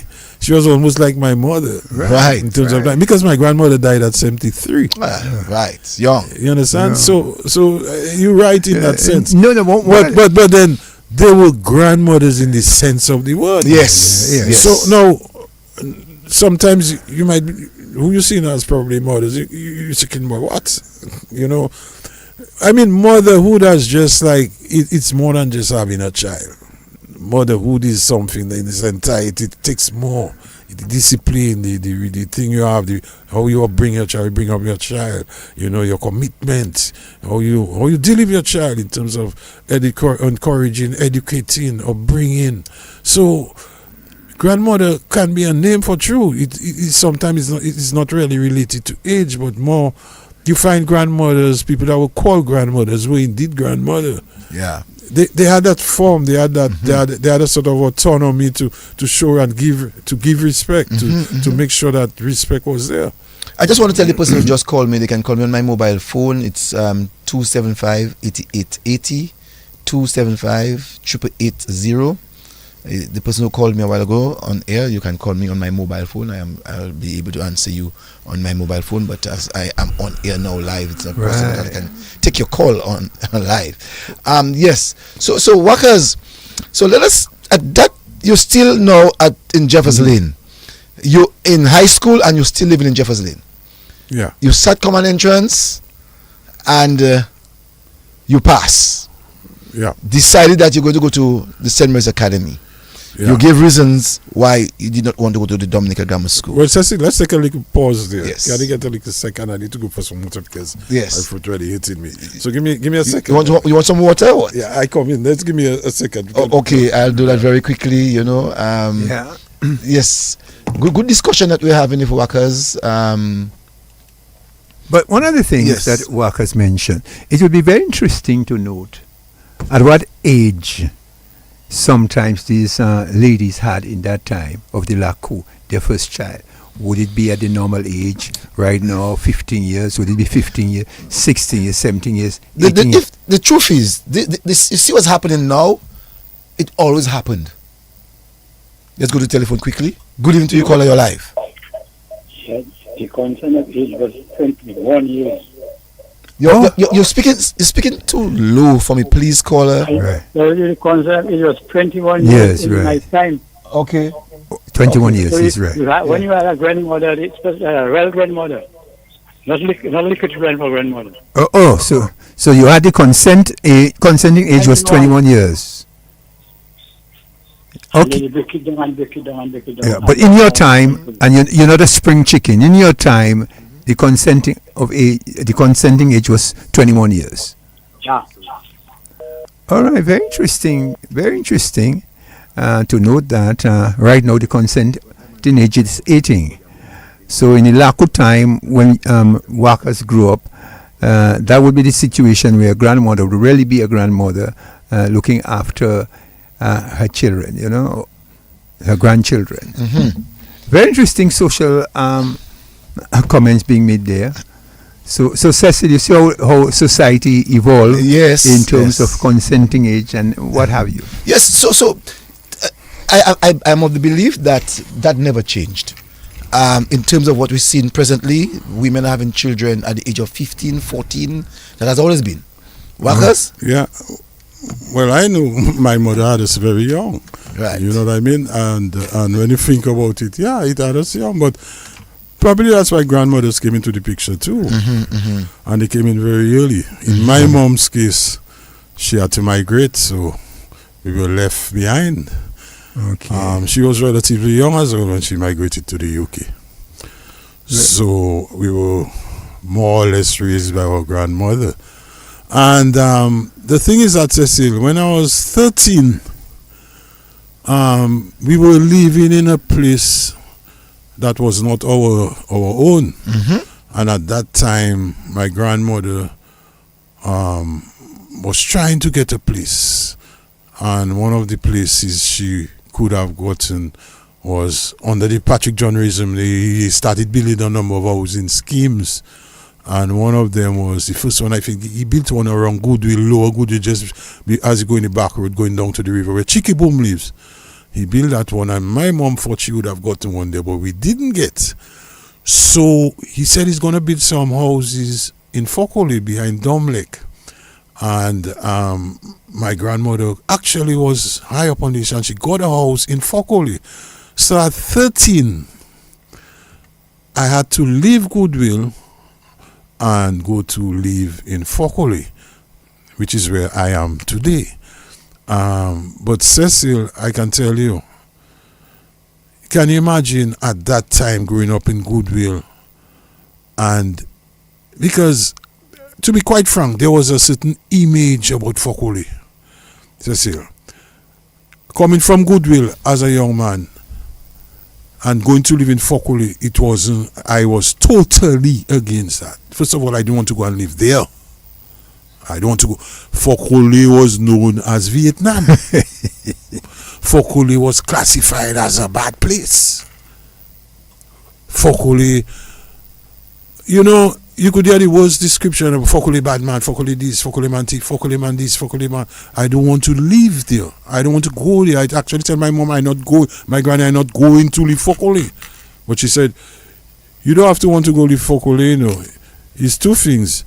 You can live where you are, which is not yours, or you can come and live Fokole. And of course, I didn't have a choice. So I had to go to Fokole. So at 13, I think I had started high school about 2 years before that. I started living in Fokole in a housing scheme. But I was so attached, and all my friends were in Goodwill. I was so Goodwill man. I can't call myself still a Goodwill man, but I was such a Goodwill man that I couldn't associate with Fokole at the time. And every day after school, I'd go back to Goodwill. Every day. Because my friends were Thomas Kentish, those guys, Tosh, Glenn Jermott, the Thomases, And the good thing was that, Morrison Thomas and them came. Most people moved. A lot of the police people, they moved down to Didier Lane, Libra Lane, and Morrison and them came down there. And I would leave Fokole and even come. They were still my good friends. I used to associate with them. It was like after I started assimilating into the Fokole community and finding my way there, getting to know people, and realize that, there's something about Fokole people that I even have today and a lot of respect for in terms of their attitude. I came to Fokole when Fokole only had little wood sham on the hill and wooden houses. I came to Fokole when Fokole man was considered to be the worst thief and this. One thing I found out about Fokole people is that they were hardworking, they were independent. Things I couldn't do, they would help me do it. And today, look at Fokole. Most of the houses you see, they are owned by Fokole man, Fokole people, young man. Yes. Man that build the houses from scratch. Mm-hmm. You understand? But that is interesting, I think we're running for Fokole, and I want us to go back a bit to Wakas. Especially that your granny said to you that if you do not come to Fokole, you have to stay where you living. But it's not belonging to you. Which is nowhere. Which is nowhere. Basically, that's what she's telling you. Yeah. So it means that you have to go to Fokole. You're scared because Vietnam. And those of us who grew up knowing Vietnam or knowing what Vietnam was against the United States, that's a bad war. It's war. You never want to tackle a Fokole man. In school, you cannot tackle a Fokole man. Not in school, because you'll get what you're getting. And we talk about gang in those days. Wakas. People talk about gang today, but in those days, Fokole was the gang. Yeah, man. So you had Fokole gang, you had Pottersville gang, you had Newtown gang. Yes. Everywhere had their posse. Going up Cecil, I could tell you there was a young group in Rosa used to call Archies. You remember them, Cecil? Yeah. Maybe you're too young. You was too young. Archies were guys like Limers, Bob Dudley, Joseph Millers, guys like Small Youth Mano. I don't know if you remember him, but Small Youth Mano. His father is he's the father of Small Youth Mano. What is it? Babwe. Babwe live in Goodwill. Small Youth Mano. Of course, Small Youth Mano, man. That's why I said he died in the States. Yes, he died sometime 2 years ago. No, COVID? long time. Well, maybe the wrong one I figure. He died young. He died a long time. But yeah, this his youth and them like living in the States. Most of them in the States was now, Babwe from Goodwill, they have a T-Max. Yes. Actually, they build in their home. So Babwe is there. So Archies were one of the guys. Those guys were really troublesome, really troublesome. They used to consider guys from Goodwill to be bourgeois. It's essentially the same thing. Right. You come out Goodwill, you soft. You bourgeois, you soft. Let's hear what that person has to say on the telephone. Let's hear what that person has to say. Good evening to you, caller. Good evening to Mr. Wakas, good evening to Mr. Brennan, Mr. Cecil, Fireman touching. That's Kwapo son. Kwapo son from Kwapo City. Kwapo City. You just have to talk about the area itself because you don't talk about Kwapo City and the great swab in that little pack area there. That's right. I come into that. Wakas now. I don't know, you used to go to church with the gun mouth and things. But you must have. And hear that now. And hear that during them times there, it never was abortion. It had abortion in them times there. Well, I find abortion bowling all over the place now. These are those them times that are abortion. Is that them times? But if we had it, we never knew then. Thank you. Because why? When a empress making a youth, the whole family happy. The whole but family. Right now, the way they will function in the only still empress making a child, everybody vexed. That's true. Because I don't know what is the problem. But anyhow, fireman listening, my lord. Yeah, man. And before you have to talk about the same pan of the fake politician. You see in the area, must talk about this guy. Boy, you troublesome. Boy, guys, you like too much trouble. Boy, you like too much rule, boy. You know what was the best ghetto in Rivanica? Real. And I can tell you that because there was two Kwapo cities, right? There was one on Roslyn and there was one by the river, Lower Murphy's Lane. Kwapo itself moved to the lower by the river, okay, but Kwapo City is one city. That Kwapo City was somewhere between Roslyn, close to where Central Water, deep where the school is. Where the school, where the school is. Where the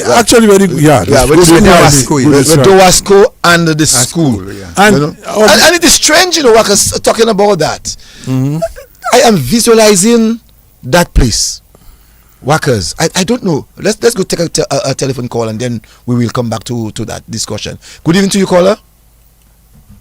Good evening. Good evening. Jeff Challenger, Charlie, what go on, fellas? Hey, Jeff Challenger, what's up, sir? Challenger. Well, I cool, Well, I great story, Wakas. I like the early vibes. I know the man from Goodwill, with Chinese and so on. I grew up with Chinese and so on, All right. But I was calling back about the 100 meters, guys. Because I don't know any man. I'm with Cecil, okay? I don't know any man that's faster than Irvin. Nobody, indeed. Nobody.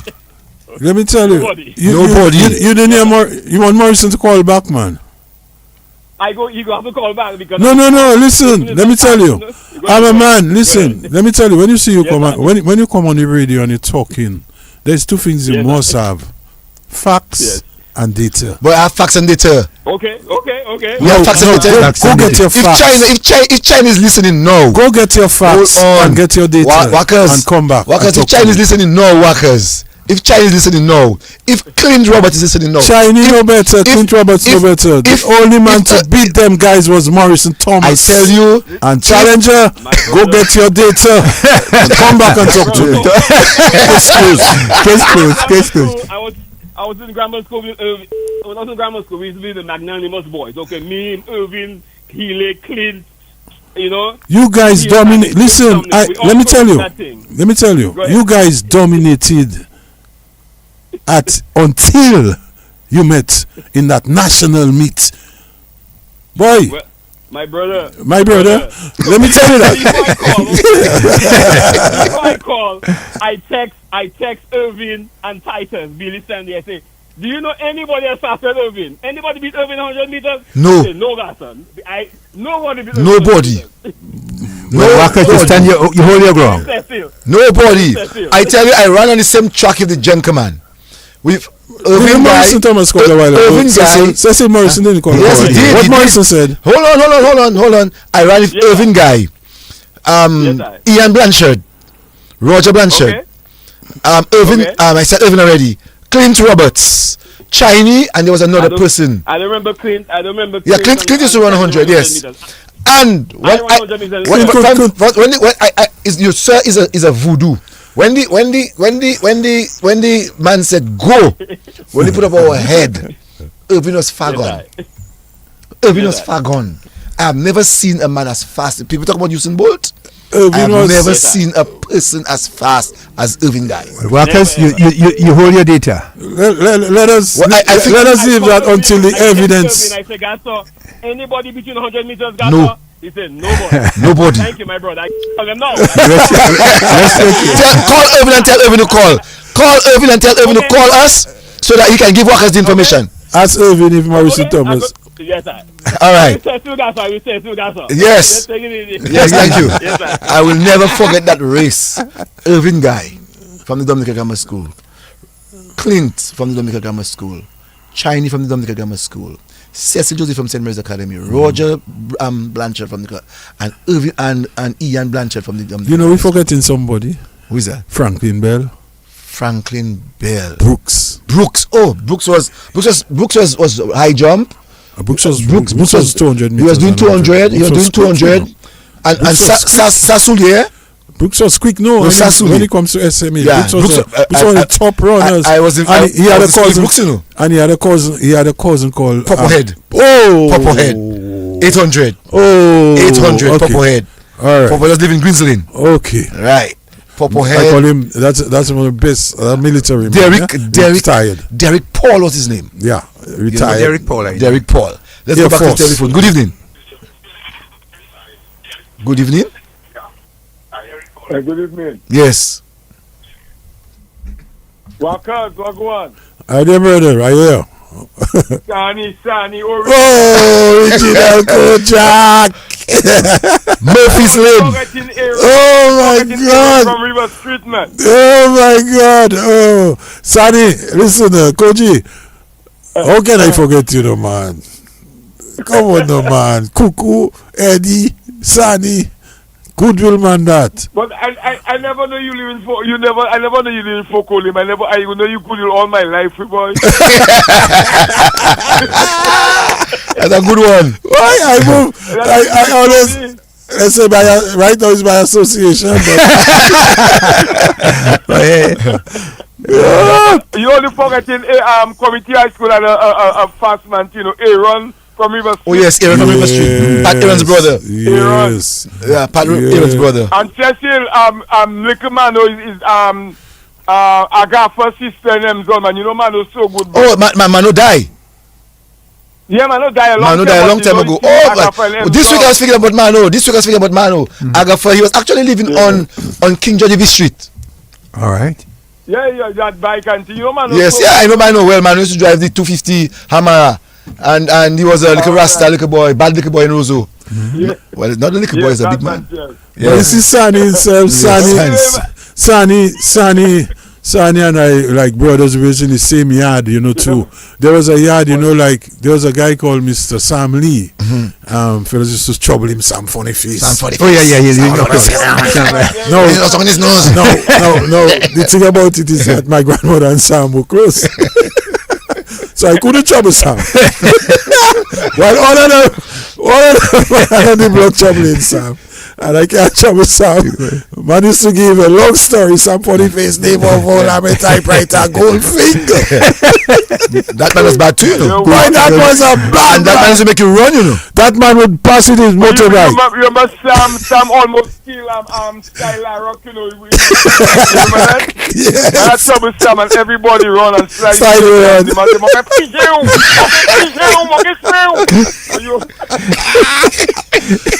And listen, I live in the yard, Sani, and then it was a yard where, like, let me tell you, in that yard, Rasmo, That's in McIntyre Lane now we're talking here.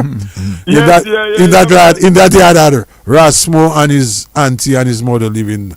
Then it had Desmond Blanchard mother living in that yard. They call Mabufa. Then it had Matisse, a lady at the back living. Then it had us that used to come there, and it had Sani and them there one time. No, Sani and them was always in Murphy's Lane. But in that one Nicky yard. It's from there. We went to Murphy's Lane. Oh, it's from okay. Yeah. Also, Sani and them was in that yard. Yes, Savannah. And you remember one time, Sam had tipped some flour on the pot, and he put it as his mattress, and when the police come, they start setting him. They tell him why is his bell so high. So he says that Dunlop. When they start that by dust, but the man used the man bag of flowers and they can do it in a Dunlop machine on there. But let me tell you that. Let me tell you, including my brother. You remember Curtis Ashton? Curtis used to trouble Sam, and he used to eat by the man, you know. But we forgetting muscle cock. You don't go in there. Why? Let me tell you, growing up. Sani was a troublesome fellow before Sani go. Sani was very. Now Sani mom they call Mainda. Love me, never leave me down. Love that lady there. Love. As a matter of fact, one of these days. You know Eddie Pass, right? I know that. The soldier. I know that. So we raising up there. We all raised together in that. What do you call tenement yard? So it's all there. Yeah.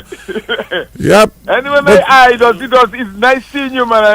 I'm listening. Nice seeing you, my brother. I listen to you all the time on your show. You have a nice show going on. I listen to you all the time, man. Yeah, man. GTGN, I'm the best song around. Don't worry, I can be the number one thing just now. You saying that in front? You saying that for Cecil to hear, man? No, he's saying that for you, But Cecil come inside but Cecil come in there and he tell me DBS I got nothing on me. You just get a free ad from them, though. Yes, sir. You just get a free ad from them. One love. All right, brother. Yes. Yeah. Let's go back to the telephone again. Good evening. Good evening to you, caller.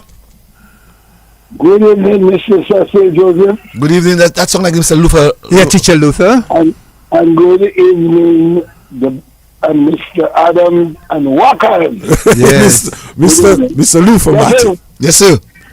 Mr. Joseph, I want to, one thing I like about your guests so far, in all the guests I've listened to so far, they have what I call, I'm going to use a big word for you, they have what I call photographic memory. Mm-hmm. That's a big word. Photograph. They remember a lot of things that pass and which are very relevant. But, Wakas, yeah? I want to ask you a question, okay? Mm-hmm. And they did actually laugh, but it's not a joke. Wakas, on Wednesday last week during my summer classes, I asked the children one question. How many of you have ever gone for a river bath? You know that, Wakas? Not one hand went up. What? Not one student hand went up at the river bath. Wow. And you know what I'm thinking about? If we don't allow the children who are growing up to our tradition, we are going to lose it, brother. Yes, children don't go lose it because they have shower at home, they have solar, hot water. In our days, we used to carry water. We used to bathe in the river and go to school early. Yep. Right? I don't tell you for them to do that. But parents should at least, not only the beach, let the children enjoy the river. And unless we don't do those things, we are going to lose part of our tradition. So I serious about that. That's true. Out of 10, one baby in the river. Wow. It's sad. That's true. Thank you. That is a very serious statement that you're having children. I mean, Wakas, when we grew up, every day, if someone asks us that question, we say, yes, we went to the river today. Right. Every day, right, Wakas? Yeah. Well, I used to carry water from a standpipe to bathe in my backyard, you know? And on or any other occasion, we would be in the river. Right. Whether it's for recreational, and we talk about points that connect us. We talk about the Savannah, a field, a playground that connect people. So you find a lot of people always meet on a playground. The other one was school. You know, we went to a certain high school and we were all connected as one. And then the other thing was the river. Cecil, remember in the river you start from, let's say, Gel Boucherie, you go up. Well, I know that Gel Boucherie, man. I started really at Sikwi, where Goodwill further start. Just around most times, close by all you there. Most of the times we go up to Sikwi. Yeah. Sikwi was, Sikwi Sikwi then under power. Yeah. But that's your under power. No, Sikwi was under the cliff. So we climb up on the cliff. Sikwi was that deep. Yes. We would climb up on the Basse and take a dive. Yeah. I remember Franklin Freeman, who they call Bobette. I see guys in the Olympics doing those backflip and tumbling and diving. A lot of that is what Bobette used to do that. Franklin Michael Freeman. That's the brother of Glenn Jermott and David Jermott. He would go up there and he would dive. That's where I learned to swim. Joe Kentis pushed me in the water and dive for me after. That's where I learned to swim. I was afraid to dive in the water. I just saying that, Wakas, when we were going to the river, that is something that we had to do, tumble in. Run and tumble. Some guys could do it. Some has the ability. Or run and tumble. Do it. Yes. Maybe you had the ability to do it, but Bobette used to do it from up, dive, spin, take a head dive again. Franklin, Michael Freeman, Bobette, very talented and skillful man. So the river connected us. We'd make mess by the river when you had a food to cook. We'd go by the river. We would go collect all our food, buy our back and neck, go by the river, cook a mess. No, we're not even seeing TTW in the Rosa River. In our time, we used to just put our crackers bag and get TTW here. Anyway, VO, Lush. Does it even Zaji? Yes. Mile Kaka. Mile. That was our main source of thing, mess for mess. Mile was wild, you know. But we still catch it. And you had your crayfish. I remember we were cooking a mess by the river. As it about to cook, Archie's want to come and find stone behind us for our food, you know. Guys, some Archie's. And Tony George running in a hot bomb. You know. Archie's came behind only there? Archie's from Rosso. Archie's was troublesome fellas, you know. Archie's. So, I mean, the river was another connection, and almost everybody could see him. We would go in the river from after playing football, Cecil, and come out in the river. Sometimes sellers' parents had to come and call them in the river, you know. And beats you too? Yeah. There was a time I was just taking my line. When I resurface, I see a big black lady on the shores with her hands on her side. I had to continue taking my line. Your grandmother? Yeah, when I come out, my eyes red like a pepper, lime on your hair because there was the lime thing. And grapefruit skin, you white as snow. That's how long you stay in the river. And that's from coming out from probably playing football, cricket, and you know, Wakas, the river. Last week I was going to a particular place in Stock Farm. And along the route, there are mango trees. And I couldn't believe the amount of mangoes I saw and on the floor. Sorry, on the ground, and nobody, and on the tree, our Lakou wood, chargé, right? Chargé ripe mango, yeah. And I'm like, what is that for me? But you know what? That was our gardens. Yes. You're talking Stock Farm. You're talking Gota. Yes. Talking Mondaniel. You know Mondaniel, but when we talk about Mr. Johnson with Mr. Johnson Isaac father used to own some property in Gota. And Mr. Johnson and this other guy, Shapokwazi. And when you see you agree we going for mango will never belong to you. It always belong to one of them guys. Yes. So you have to be prepared for either a chase down. And then by the river, you had Horsey Willie and Seaford Richards. Mr. Richards, and you had Horsey Willie by the river. Horsey Willie mainly had a lot of cane. So we would go there at night, and all you would see is skin shaking. If you had an aerial, you just see there's a shwak in the night, and then we'd come on the Savannah and the whole night we eating cane. Or we would go in Gota, Tiff Mango, and you either get a chase down from, the Mr. Johnson Isaac. Johnson Mosope, he would run you down. Chapeau might chase you down. But it's all part of the growing up. And then you just hold that for the quickly. Good evening to you, caller.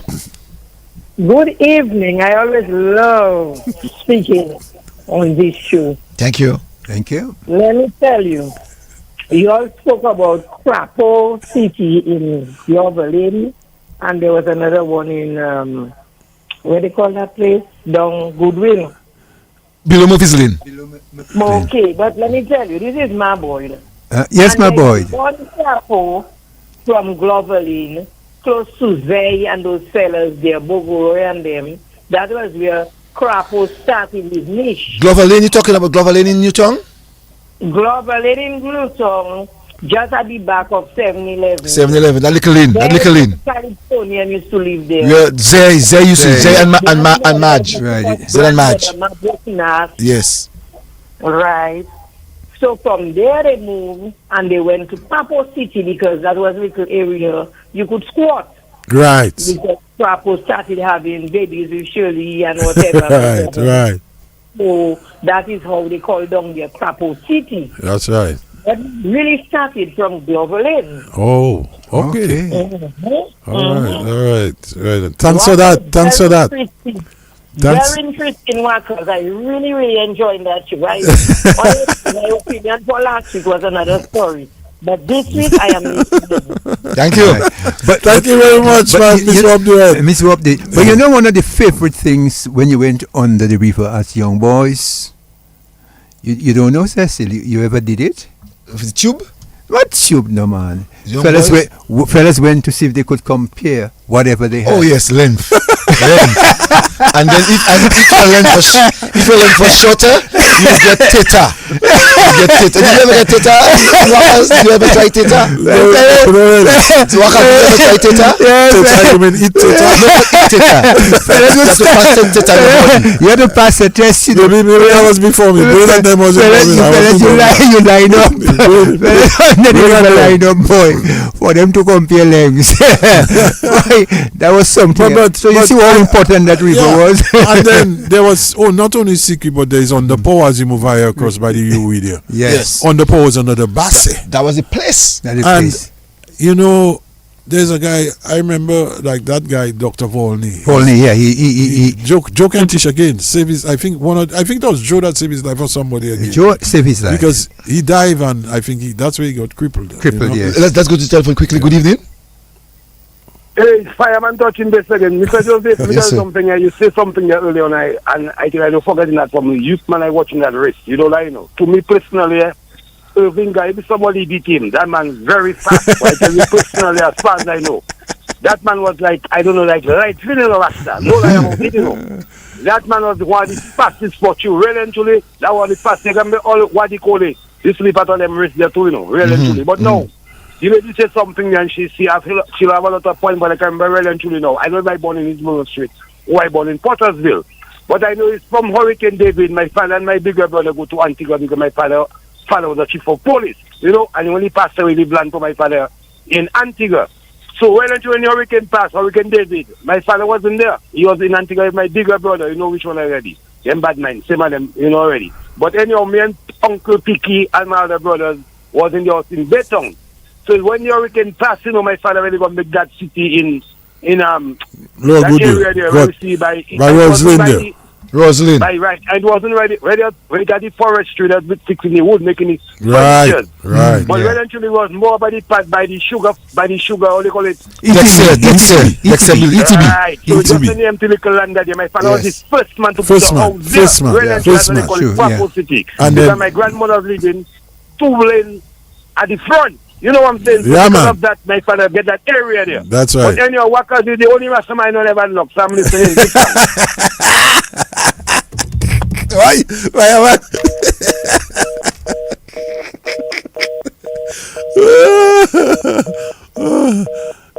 Yeah, so you know, so Cecil, it's good that Crapo, my boy fireman called, because also in Crapo City is that's the place I used to really go and listen to a lot of music. There was a guy called Fazy.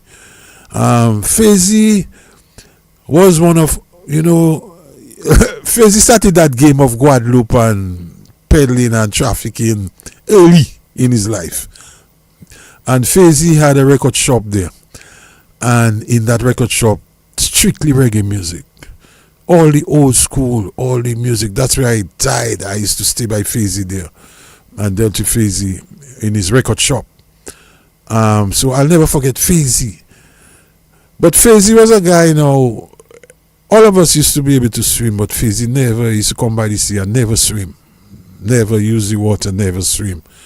And you know, Faisy ended up dying because he couldn't swim. When he went on one of his drug scene, I think he had to jump out from the boat and he couldn't swim. And that's how Faisy lost his life.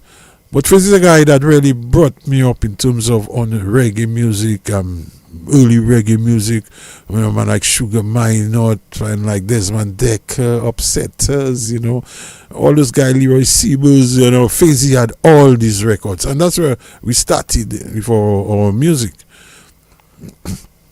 So, I mean, that was another area, another path where we grew up in terms of the music. But I also, you know, got that music and that musical inspiration. It started very early on. It started, as I tell you, when I was about 12. You know, I used to listen to guys playing music. I used to listen to guys like On My Lane. A guy was the Peter Sandy, used to play guitar. There was Eden Peterson, that's Thomas Richardson, Eden Richardson, who now used to play for the Gaylords. You know, even Algon and Chatter taught me something in music. And myself, Franklin Harris, and a guy called Herbie Jack, we started as young boys learning music. So we would play music, we would come from school, play music, practice, and then we'd go on the Savannah and play football. So the musical thing started very early as well. You're part of the Ignition Band? No, my brother. Only.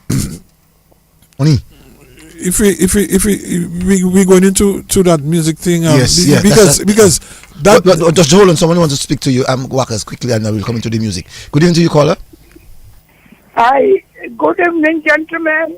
Good evening. Good evening. Good evening, Vado. Wakas. Yes, my darling. Yeah, how you doing? I'm there. Vado for life. Join it. I say Vado for life. Lots of laughs, but the one that makes me laugh more Cecil and Mr. Adam is when I do say that guy Mussolini. Sam Boniface. Sam Boniface. Des Vont. La me typewriter. He had some children in River Street. yes, that's true. Yeah. He had a lot of children all over. Yep. All over. We had in Fokoli as well. Neville Lee. That's right. And Ramona Lee. Yep. In Roseau. Yep. So he had in Bavested too, eh? Yep. Like Steve. Yes. Sambo, so they looking all about to see. Yeah. Pepin's father, Pepin from Bavested. Pepin, yes. It just brought back memories, you know. Yep. I'm enjoying this show. Well, I'll tell you something, you know. Thanks, like, Valo. What yes. you know, Cecil, like one man meat is another man poison, and Cecil, I mean, what may be bad to you may be good to me. You know, that man was only reacting to when people trouble him. Yes. Otherwise, that man was the most quiet man. Yeah. Other than that, let me tell you, that man was a Stevie or Longshore man. One of them, I don't know the difference between them. The Longshore men are those are what? The Stevie does. The Stevie those are on board, and the Longshore is those on shore. Now you remember, and those of us who know, this may be listening, but some of us, maybe our father Bopez and whoever worked there. My Bopez worked there. Their pockets were long. Long pockets. Long pockets. Long pockets. You know, you know who had the longest pocket? Who's that? Huh? Patricia Sandy's father. Mr. Sandy. Mr. Sandy. That's David Sandy. That's Peter Sandy father. Peter Sandy father. That's Mikey Crawford. When he used to ride his bicycle, yeah, you know, I mean, no. As a matter of fact, when he was going to work, he'd ride his bicycle slowly but surely. But when he was coming home, he had to push the bicycle. But let me tell you something. these guys, when they come from work, I don't know how they used to pass out with them things, but they must have had some interconnection. Everybody would get. They have that house in Fokole to bring for. They have that house in River Street to bring for. And everybody would get. Trust me. Remember, there are 4 pockets. 4 pockets. So there are 4 families. Yeah. Each of the family have their own. Honestly. But my adopted father used to say, Salah, c'est pour ces jumeaux-là. So when he's caught, he says, c'est ça et c'est pour ces avocats et c'est pour ces jumeaux-là. That's right. So ces jumeaux-là qui t'es allé. And we're talking about Bayfront, you know. That's where the port was. Yes. And we're talking there. Yeah. So, so there was something good about those people. And at the end of the day, I never disrespected Sam Boniface. I never called him bad name. But because I know he was a man. He was an easy man. And sometimes even a wicked man I can call him. Because I used to see him doing the worst things to Neville, if you want. You know? Sometimes, yeah. Neville, you see that. Neville, his son Pepin used to talk like him too, you know. Yeah. Pepin used to talk But the only like one him. that raised him in Goodwill was Neville and a sister called Ramona. Yeah. Neville, because he have his house in McIntyre Lane, and Neville and all of us raced together long before Neville went on the port and all that. And Neville was going to high school, you know. So we are onto the music, and you're giving us the phase of the music, how you started. And with who you started. When you first started to play music, Wakas, what was your real interest in the music? Was it guitar? Was it drums? What was it? Music to me came naturally because one of my family, the Lugay families, are very musically oriented. You know, my father and them had a band, my uncle and them played music. You see, Danny and them can sing, they have the choir. Fixture Williams is my cousin because he's my father's sister. My father, his mother is my father's sister, Fixture Williams. So they were all close. Corny played music, my brothers and them had ignitions. But the music is part of an overall talent that I think the Lugay possesses, a natural, skillful talent, very good with their hands. And of course, music is a part of that too, you know, creativity. I come from a family by my father's side that is very talented in terms of joinery, carpentry, building. My father was one of the best builders, I say, unrecognized in Dominica. My father was involved in the building of Social Security, in the building of the National Bank, in the building of Baffin State Housing Scheme, in the building of Sufri Housing Scheme, in the building of Fokole Housing Scheme. My father built a lot of buildings in Roseau, private buildings. My father was just a humble, quiet person that would go do his work, and he was like a kind of introvert. He's not the man that like recognition or looked. He just do what he had to do. And Brian know in Stevens Street that you would more see his wife than see him. You might see him going to work, but you hardly saw my father.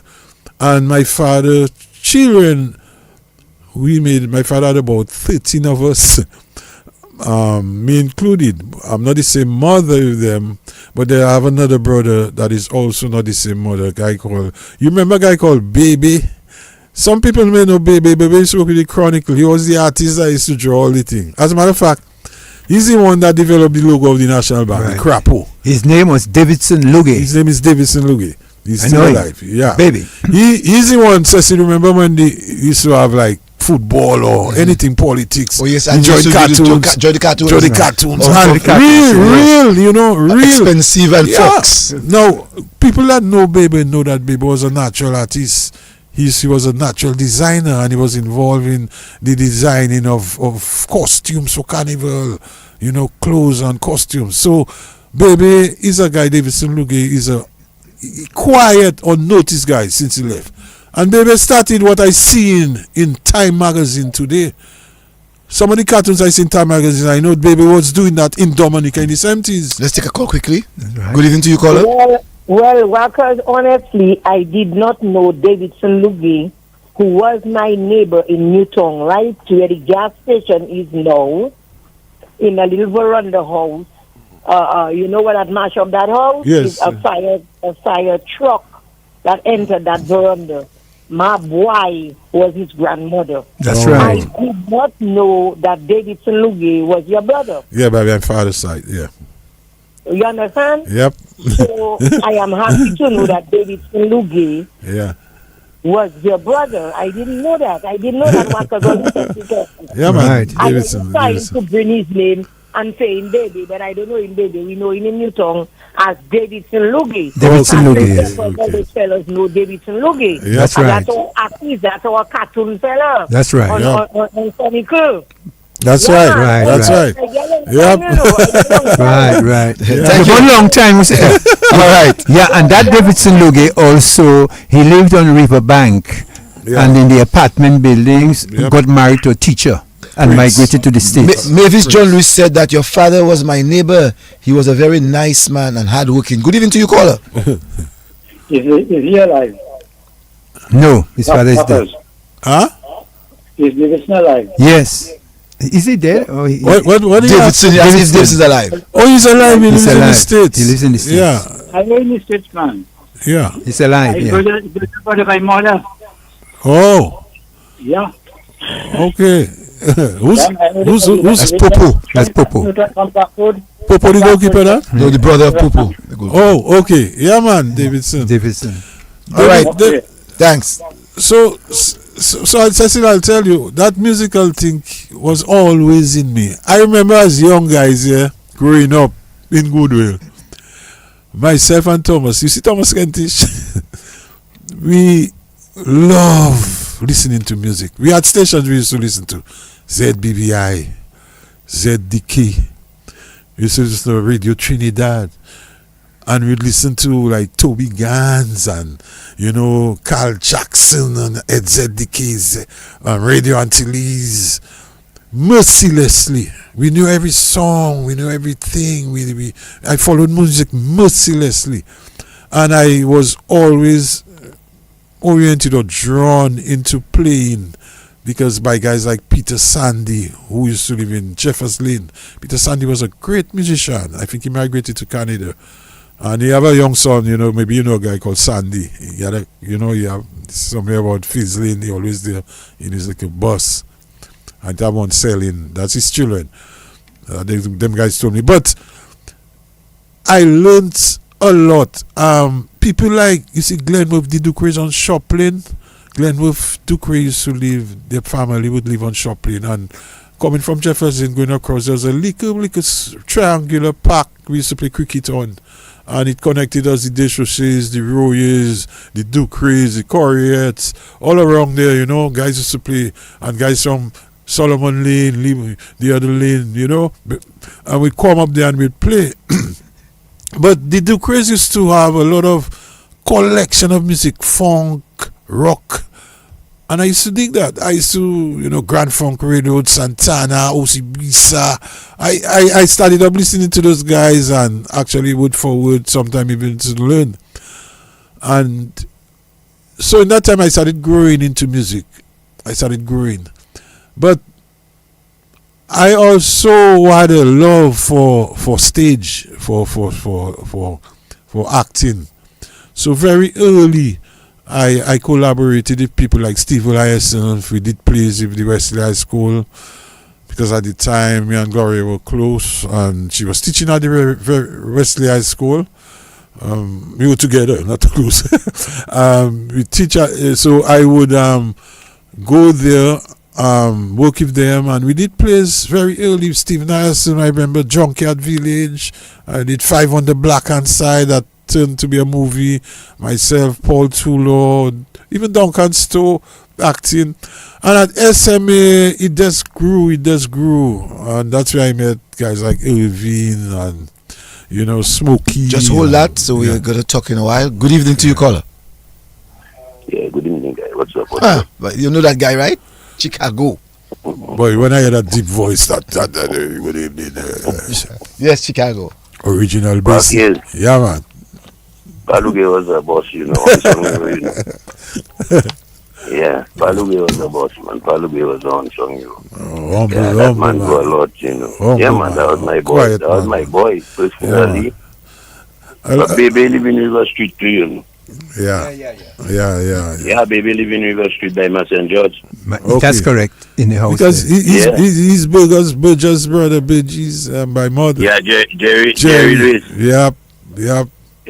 By mother. Burgess brother by mother, yeah. Yep. So baby live there. Grace Austria.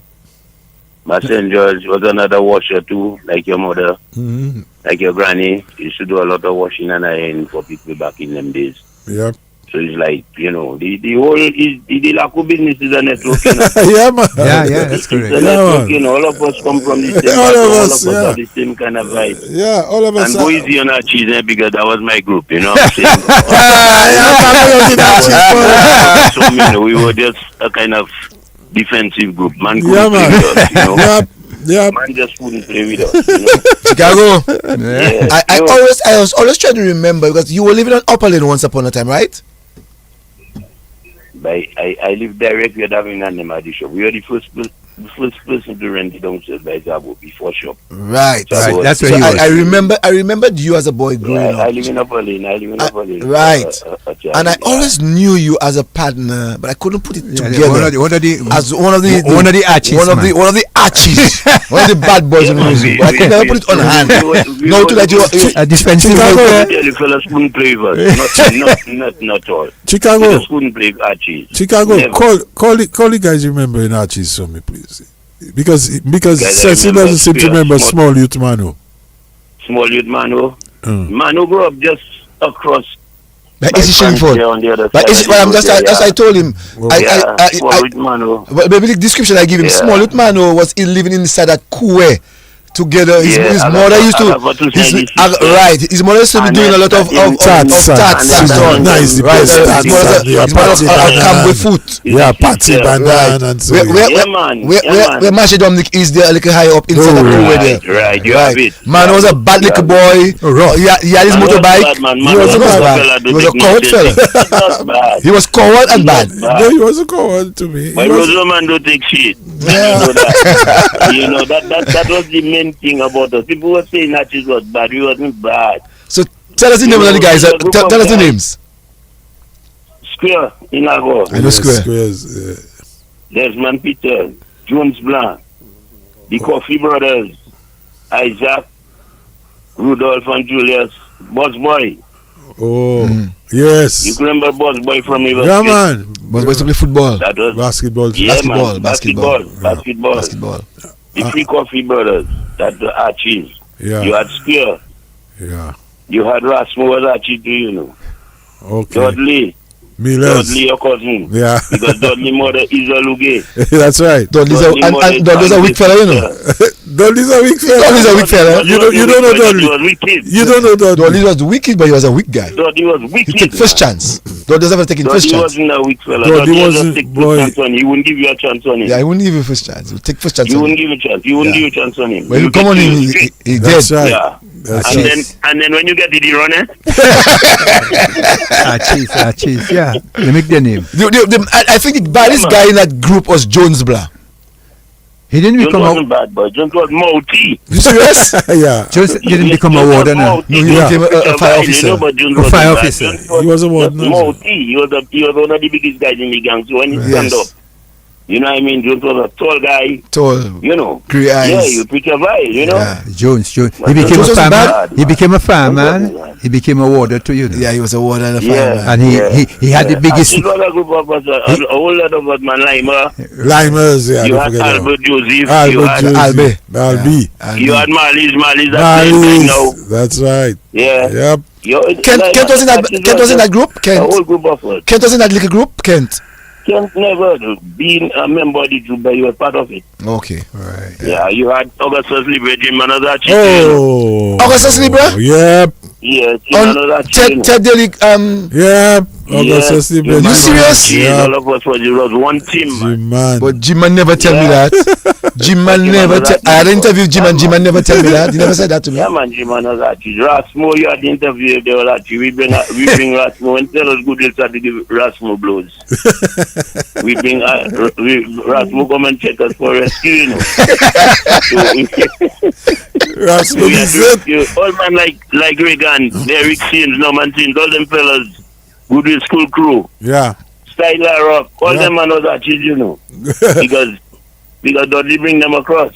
Yeah. You know? And not only that, but a lot of guys, Sty in particular, Alex Larrock, he more frequent Roseau because of his music. You know, because he started playing with guys like But he used to be Archie, man. He was Archie, man, after all. Yep. Yeah, man. No young man in the town was Archie's, man. But we wasn't bad. We were just defensive. You don't play with us. That was the motto. You don't play with us. You play with us, we'll sting your heart. You know? That was our motto, you know? Yeah, man. So, keep it up, man. I listening. Thank you. The musical side, I know it come from. Yeah, man. so now, Wakas, you were talking about the musical side. You was Double Sicker the first band you played with? No, not really. No. I had a number of little bands that didn't make it as big as WCK, but I played for a number of bands before, like old very early myself, Tilly.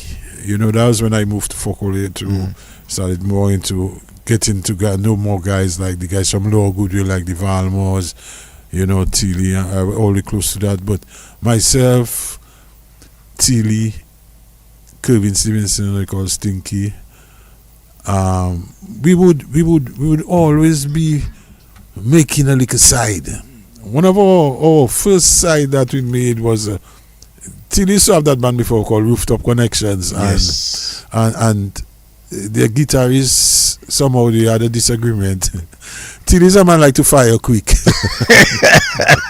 So Tilly just meet me. I mean, I was involved in always playing music, you know, during SME and all that, because myself, Smokey, Philip, Duncan Stowe, Fifi, Leroy Smikey, we always had, you know, playing. So we had a little band form. So we used to play for Calypso in SME, back them up. Tony Detouche. You know, Tony Detouche is a drummer. Yeah, always close. And we back up, and I remember, you know, we used to practice a lot by Fifi, Elwin. You know, Steinberg used to be living there. Fifi, that is Miss Hyacinth Elwin, used to be in Solomon Lane, I think it was, or Greens Lane, one of those lanes.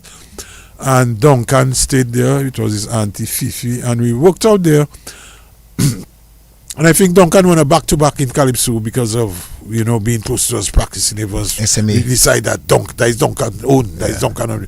You know, people say stars just come and play better for some people when they play Calypso. But probably we started that a long time ago because we really played good for Duncan. Duncan won the show back to back. I think that was before Augustus Libre, Jim Man, you know. So that was that band there was such, it played only reggae. Only reggae. Now that band was so, and the other band, you know, Daryl Williams in charge of P.H. Williams now. Yes. Daryl was the bass man. His brother Roger Williams, who's in charge of another mining company, was the guitarist. But two of them Roger left, and Dave Phillip, who's the son of Owen Phillip, used to be the lead guitarist in that band. Now the drummer of that band was Peter Fingal. Tilly was a Peter Fingal on Old Street. Yeah.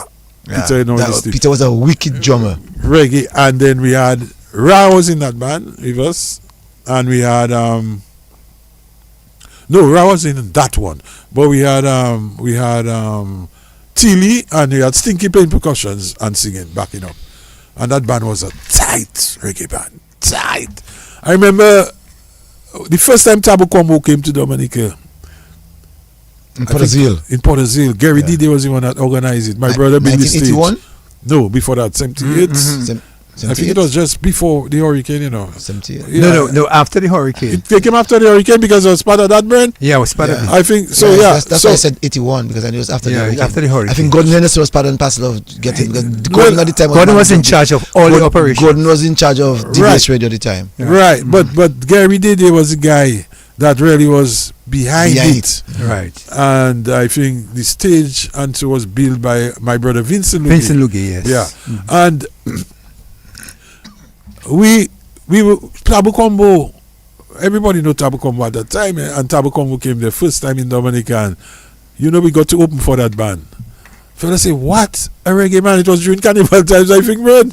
So yeah, boy, we opened for that band and we mashed up the place. So we were there as a reggae band, Rooftop Connections. Tight. We played Dominica Club, we played there, we used to have show, we had competition. At that time, them Granby man used to play like the baddest thing in reggae. So you're talking guys like Steely Man, Lobster, you see in there now? Lobster, they had their band and they used to come. Dave Hector make the correction. Dave Hector said after hurricane. Huh? Dave Hector said that after the hurricane. After the hurricane, right. And Irvin Philip said to you, so what about your keyboard man, Wakas? Yeah, well, that is at SMA. Irvin Philip was always my keyboard man, and, always. So we were always there playing and and all that. And then after that, I think after the band died out, guys moved, Dexter Valmo moved. We had a band, before Dexter moved, we had a band called Earth, Liquid Eyes Earth. That was a band that Tony Valmo, after Liquid Eyes broke up, he wanted us to make up a little group in Dominica. We had a band called Earth, Dexter Valmo, myself, Fifi, Spikey, and he just come together and tell us then, we have to come to Guadeloupe to do a record because he's trying to revitalize the Liquid Eyes, but because we call it Liquid Eyes Earth. And that was when I did my first major recording at Debs, and only recording.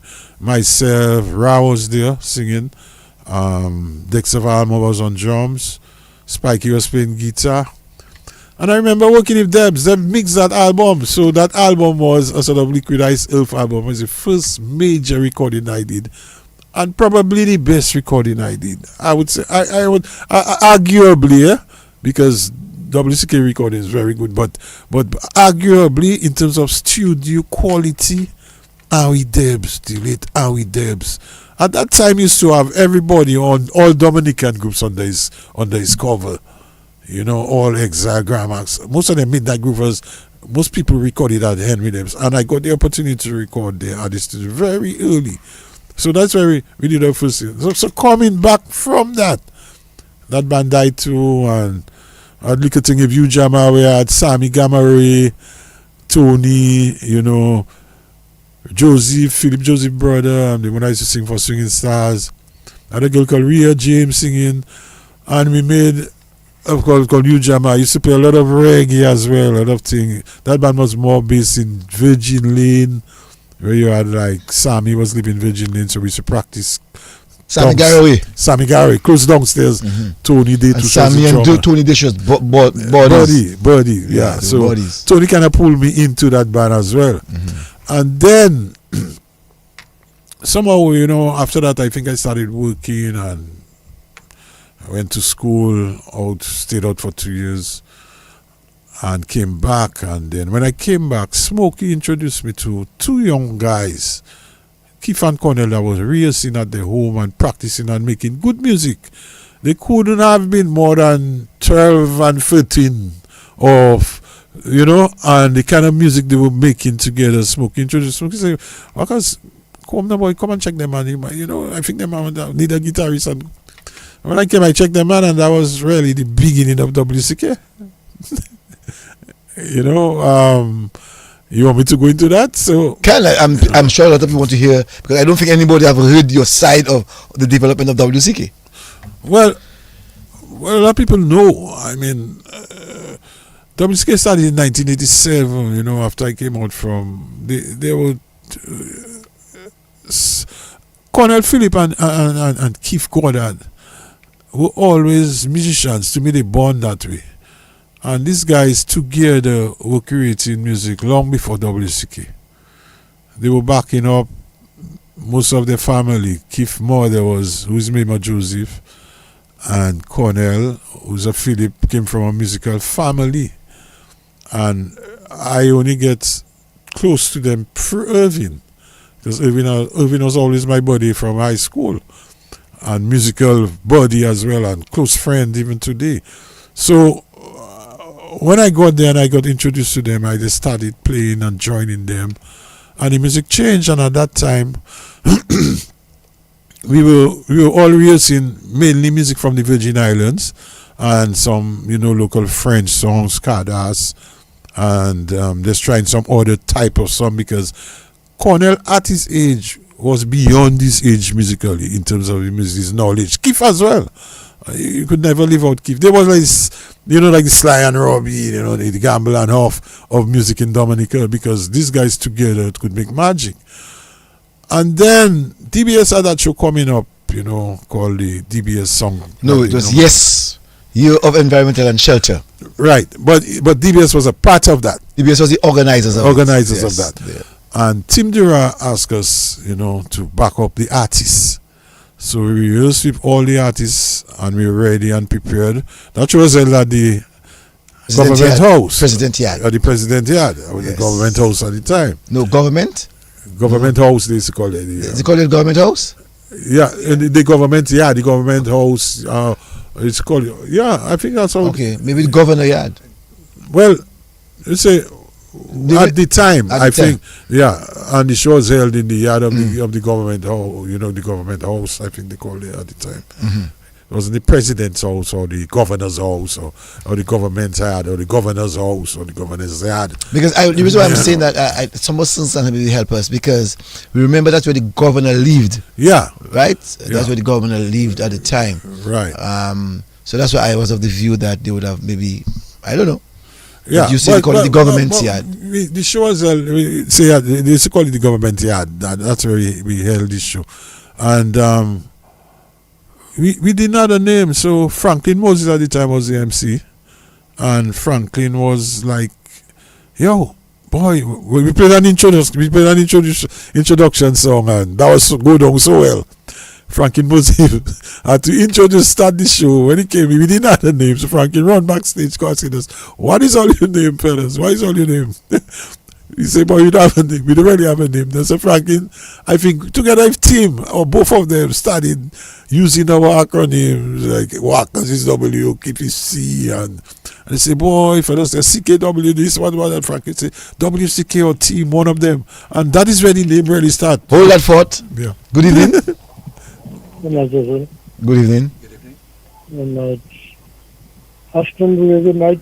Good night, Mr. Paul Joseph. Not Paul. I'm Victor. Yeah, what? I'm Victor. Oh, Victor Palo. Well, Palo.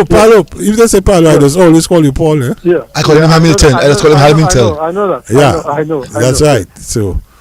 I want something. You mentioned about this guy, Peter Sandy. Yeah. Peter Sandy was the first guitarist. I know he used to play guitar very well.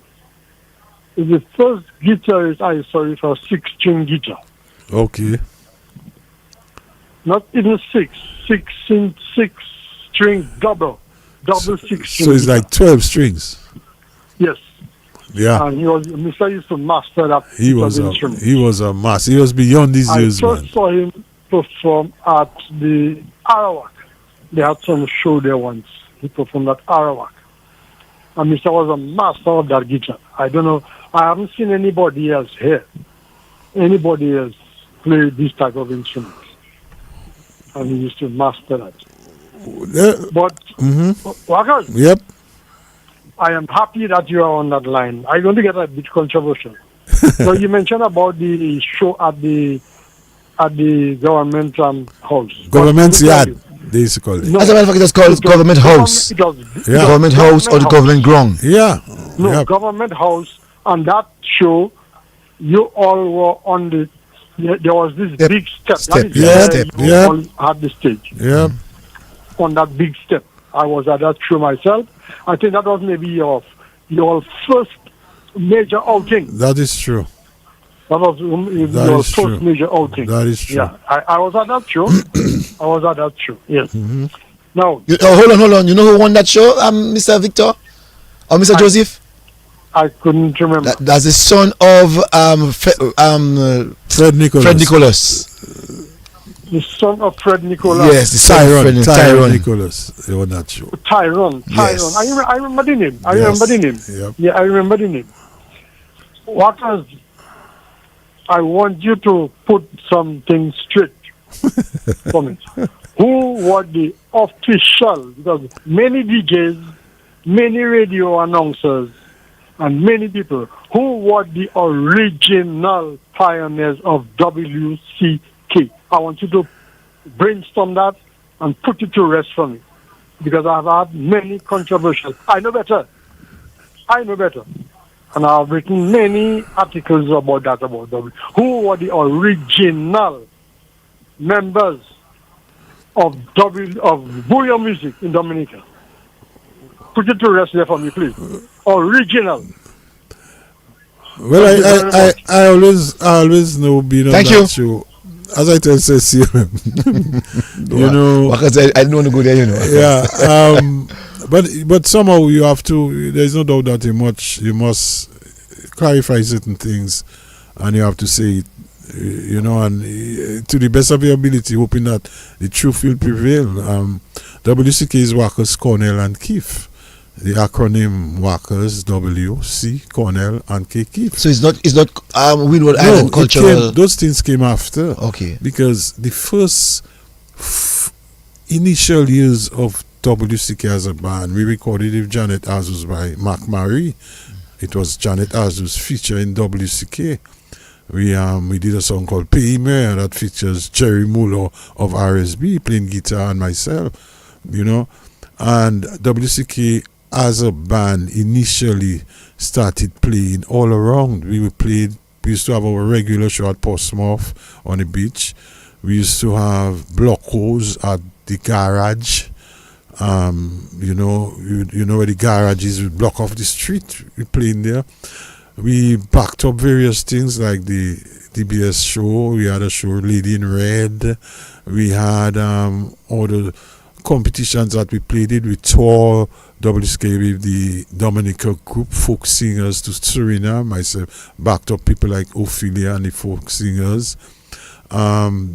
Then we so all that between 87, 80, 86, 87 for a whole entire time, and then Smokey and Rock came into WCK after that, and it remained WCK.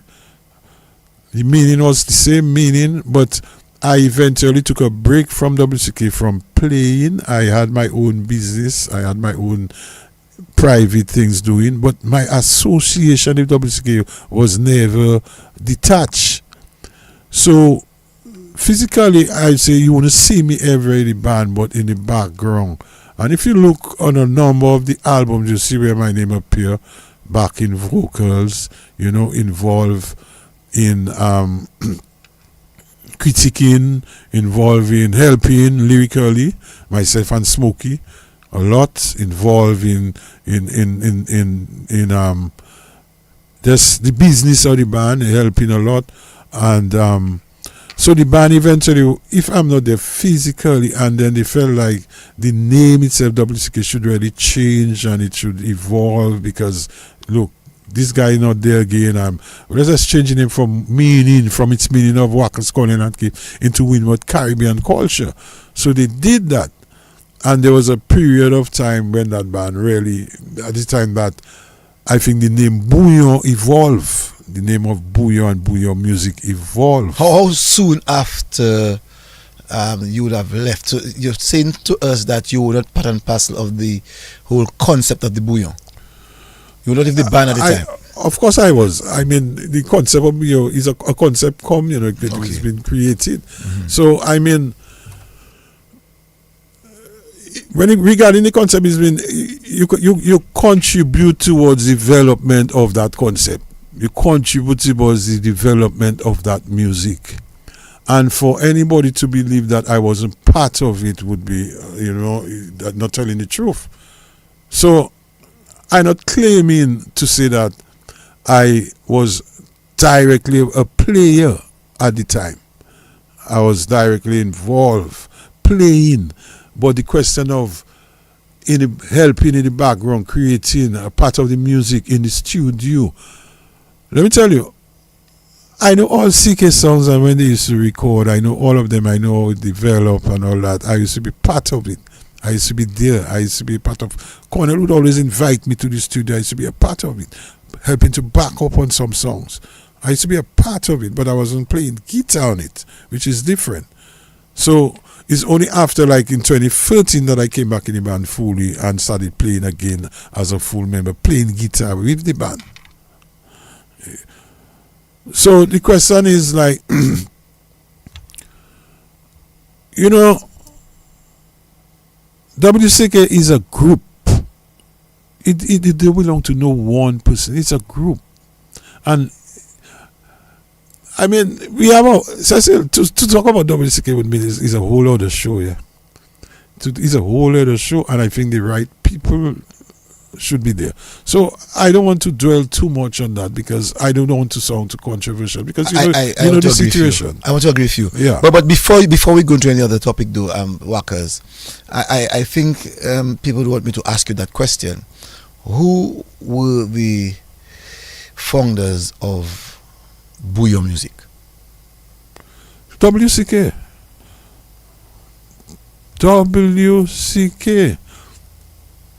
To be quite honest, and the WCK you're talking about is everybody that was involved in creating the music. You're talking Smokey, you're talking Cornell, you're talking Keith, you're talking Ra, you're talking everybody that's directly involved in the Bouyon music, in the contribution of music is WCK. A concept is not everything, you know. In other words, Cecil, I can tell you, I have that concept in my mind of, let's say, a puppet. I find somebody handling you like a puppet, man. And I find you like a puppet, so the puppet man handling you and all that, and you on a string. That is just a concept. So, Cecil, I come to you that is a writer, and you can take that concept and develop it. So who does that belong to? Who owns it? The writer? Well, who developed the idea is more the owner of it. Probably Gordon, if you're listening, he can help me with that. Yes. Because I think a concept is just a concept. If it is not developed, it just remains a concept. That's true. In other words, I mean, I'm sure God may have a lot of concepts. As Gordon say, he penned Calypso. He penned it. God doesn't say it's easy, you know, Calypso. You never God and say Calypso is his. He made it, he created it. God didn't say he penned it. So probably God had the concept of it, he penned it, and it was developed by musicians. Music is a scale is 7 notes, and then it make one scale. From that scale you can build chords. But one note by itself doesn't sound good. It just is one. It's just one note. Music come together to create one. So a man cannot come and say he creates or he make that. He can pen a name. In other words, you can have an idea, you can create a song and it doesn't have no beat. What is the music them young guys playing today? What is the name of it? The Bouyon? Mm-hmm. Does it have a name? I mean, it's a bouyon, but what do you call it? You mean the nasty music? So the name, what is the name of it? You know, the nasty music. So okay, it's bouyon. That man, it's bouyon, and I mean, I go there, but I just go there because I try to link something. It is nasty business. Is the name it is called. Because obviously, because of what the lyrics, what it portrays, what it says, so they sing a nasty business, so they call it. But I think, in my opinion, they should really find a name for it, a real name, because I wouldn't call that music nasty business. I mean, it's not a good name to call any music. I mean, what they're singing, you could consider it to be nasty business, but would you call it nasty business? Because look at the reggae. There's reggae, there's dancehall, there's ska, there's whatever it is. It's all broken down. At the end of the day, say reggae is the foundation, but from it, dancehall music developed. But in dancehall music, them guys sing another style. Their lyrics are very, you know, advisory. You know, I mean, you know where you come from. But you cannot call the music it is just a concept you create it, but the music is created by different musicians that have their input into the music. So no one person can come and claim and say that is their music, they make that. Music existed long before we know what we created. We took from what the past is to create what we have, Music is a synthesis of certain songs.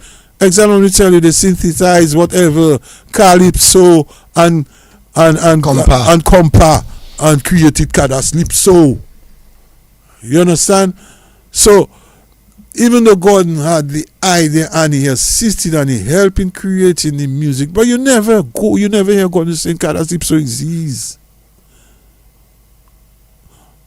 So no one man never come and say, well, that is their music. But your music, it will always transform, it will evolve, and probably we can name it, we can pen a name to it, we can give it a name, we can based on what it is saying.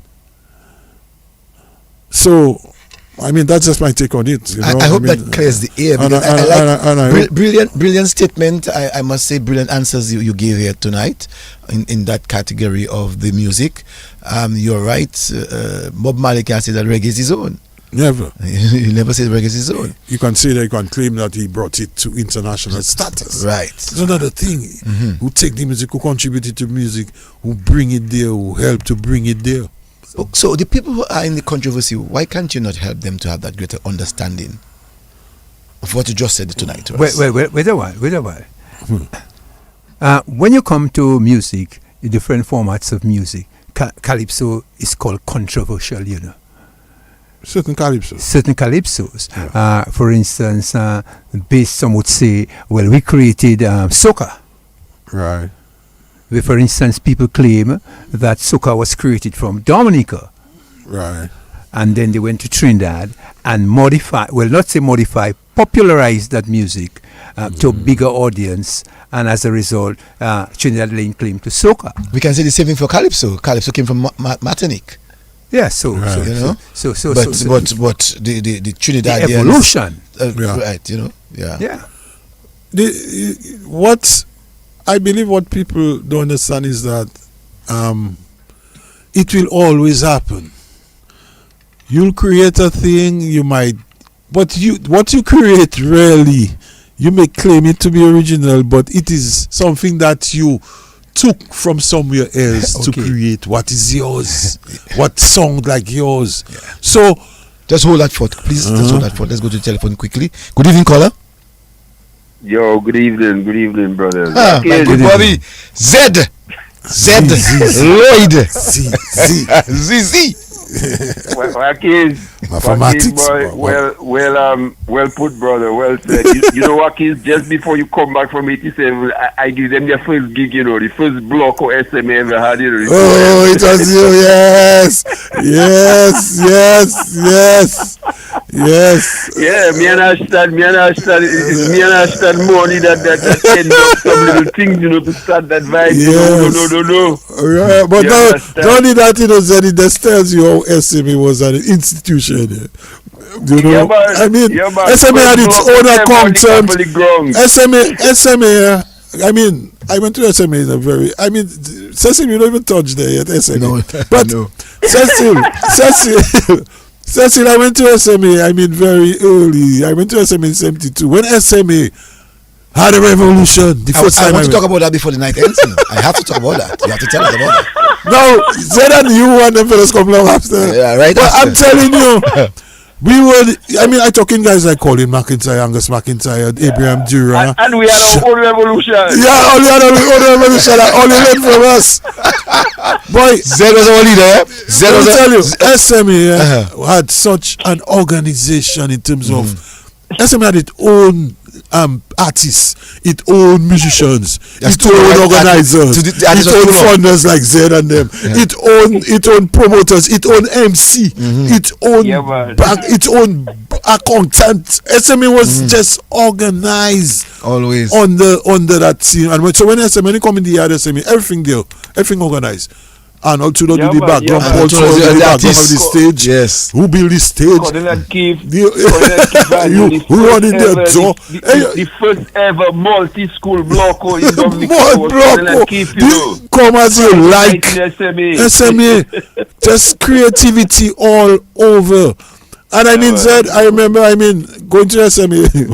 The first year was turmoil, man. Turmoil. It was like a culture. It was a psychological effect. Yeah, man. Well, probably the positive, so yeah? Because here we are, little boys, first year in the school of a revolution, you know. Yeah, man. Big man decide, well, everybody have to go out. And there is this guy, I can never forget them, you know. Eddie St. James is still his teacher at SMA. Eddie used to teach me maths at SMA.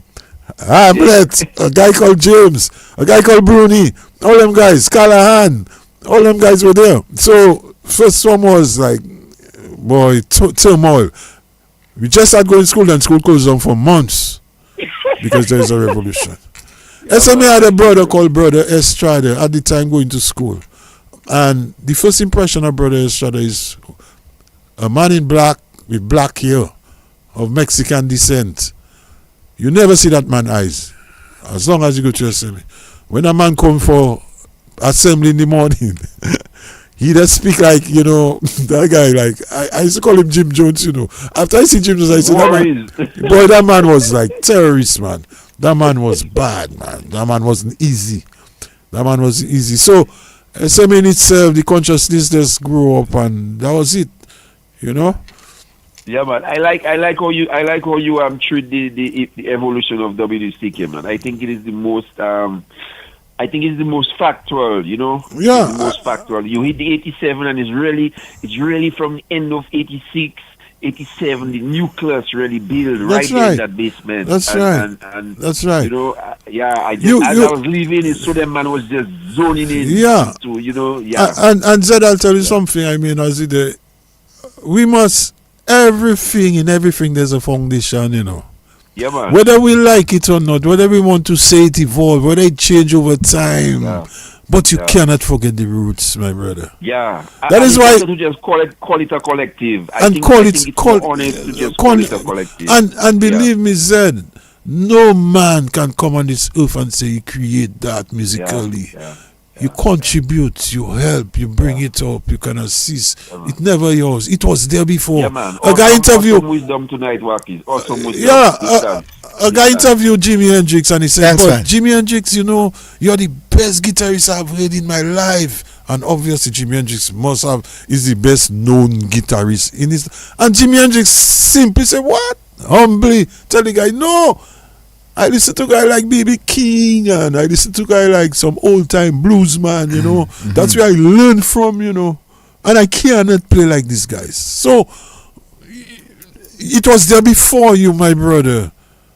You might name it and bring it and call it another name, but it was always there before you. Dominica have 5 genres of music. Jingping, they have the belly, they have the quadrille, they have the mazouk, they have the heel and toe, and they have the bouillon. And they have the car that sleeps so. That's 7 in one small little island of Dominica. We have 7. We can pick from any one of them, which is what WCK did to create their music. So it's a collective. It's not about concept workers. How did the concept develop from deciding that you're going to take all of these traditionals and make it one, and we call it a bouillon? How did that concept develop? Well, a concept can come from a number of people or just one person. I can have a concept and decide like I want to make it live and build on it. So I come to you, Cecil, maybe versing thing. So the concept of integrating the music really started in the yard of Colonel Philip and them, and Ashton Philip. It was conceptualized and developed in the yard of WCK with all the people, because my Philip yard, who is another mother of mine, my Philip. You know, you can call her bourgeois if you want, you know, Cecil, but she's my mother too. But these people of a different class if you want, but these people are very humble people. I walk in and out of that house since I small. Since I small, nobody asked me question, nobody put me on, nobody sent me home. So the mindset of the bourgeois thing is just a mindset. So is different who take it how they want. But these are people that really embrace me. My Philip Irving, the brother and so. So right there it was developed because a lot of people passed through that yard. So who dance better, who play music there, who this. Those young boys with their sponge, with their head that could take in anything, they all were always doing that and creating things and developing things. But it was assisted, it was helped, it was thing by all members, it was done, it was developed. You know, I don't want to go too deep in that because sometimes I serve and go to controversial language, which I really don't want to do. But if you're humble enough, I think at the end of the day, SSL, let me tell you this. We have a problem in this. That's why sometimes maybe that's why God and them sought their fame outside, because outside they were more opened, they were more maybe embraced. I don't know if it's the way we think, or you see, or we are, and not really hitting anybody. We have great minds in Dominica, we have great creativity. But sometimes, probably, the environment, the system, maybe whatever, to help us to develop that. So sometimes we have to move. I believe too that thing can be done. And can you imagine, WCK did it on their own, develop that music on their own and make it reach where it is on their own. Can you imagine if they were more serious in terms of how they are, of developing their business towards the music, developing their whole, everything they had towards that music, they would be bigger than that. I think somehow the music was taken during its early years as there's a means of enjoyment, not as a business, And I still don't think it's too late to develop a business towards the music. Let me add a little piece, which is because when you go into those discussions in terms of the Lakou is a very, very interesting place, which creates a lot of controversy and different modification of the music or add-on to the music Bouyon evolves over time. What I've noticed is that the Bouyon in itself, although from my point of view, has evolved. It has to evolve because, changes always take place in music, as you said. A concept, an idea is not one person's thinking, but different ideas come to play to create new music out of the genre. What do you think about that? Well, let's take a break there, a water break. So when he comes back, we will again ask him. But that's a good discussion that Wakas is having first. That the whole idea of not one person should lay claim or should take claim of the music. What he's basically saying it's a concept that all of them came together to make it what it is. So no one person should say that the Bouyon music is their own, Music is nobody's own. And I hope that because I find there's around a sweet genre of music. I think there's too much controversy sometimes around it. For one of a better word, for persons, for some people own praise and for some people own, But I like what Wakas said tonight, that it is not belonging to any one person, I agree. Tonight's program, I really truly love, the whole idea of what Wakas has brought. When Wakas come back, I'm going to speak to Wakas in reference to 72. At St. Mary's Academy. That's I make it my business to speak to several several people that have been to the St. Mary's Academy at that period to give me the side of the event of 1972. Well, he'll give you his part, but whilst he's there taking a brief. I'm there. 1972 was a very interesting year when I myself was the head boy of the sixth form college, which you call Sifukol. where I met fellas, radical fellas like Reginald Amor, Buddock Shillingford, St. Bernard Sebastian, Pierre Charles, where I met some Pierre was still at the academy. Oh, you're talking grammar school guys? I'm talking about guys who came together to when we formed the Sifukol. Oh, okay. But coming out of there was a whole set of fellas with the idea of a new revolution, which the SME was breeding. We did not breed it. Breeding? They were breeding a revolution. Is it when you say breeding? It was when you say breeding, are you using this term in a positive or in a direction that is not so positive? It was positive in its ideas, but it was a breeding ground because Mr. Goff called me. J.K. Goff, who was then principal of the college and before that the grammar school, told me that there are a couple of revolutionary guys operating from within the academy, trying to change the whole societal direction in a black power move, where they had a lot of fellas like Aurelius Jolly. So you were sellout then? Aurelius, they called me. Were you a sellout? Well, let it Wakas give No, were you a sellout? No. Wakas was if some the guy was a white guy who called you? Yeah, he was a white guy. Yeah. So that white guy who called Goff was then principal of the grammar school. Called the head boy of the of Sifukol to warn me about those guys. And you hear his language. The revolutionary. Do you consider him as a certain at that time? Well, the guys, it's your show, no? Listen, the guys he called you. I mean, let me tell you, these guys, when I was in first form, these guys were in fifth form. You're talking St. Bernard Sebastian. Percival Murray was head boy of SM at the time. Yes, that's correct. You're talking about Dr. John Toussey, you're talking about Roy Mason, you're talking about, I think you're talking about Brady Shillingford was there? Of course, Burdock Shillingford. And it had a grand big career, like Pierre Charles, like, the guy that was the former ambassador, Crispin. You have some other guys like Pagri. You have some other guys, a lot of musicians like,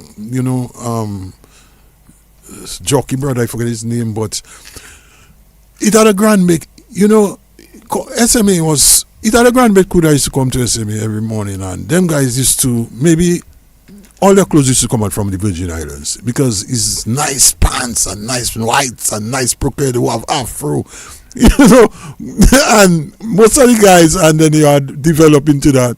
You had that Grand Bay crew there. Them guys were together. They're together. Everybody had a crew, but and all these guys I know, some of them, all those guys develop into great personality, great people, And at the time, what I found too about SM is that you had a chance to develop your talent. You had a chance they gave you a chance to, be both academic and talented. And that's where we did most of our stuff. I remember when school reopened after the revolution, what I call the quote-unquote bad man came, Brother Egbert Jimin, to SMA.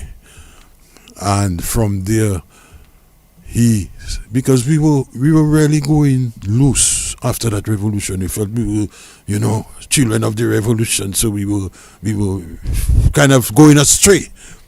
And Brother Egbert Jimin came and put everything back to order.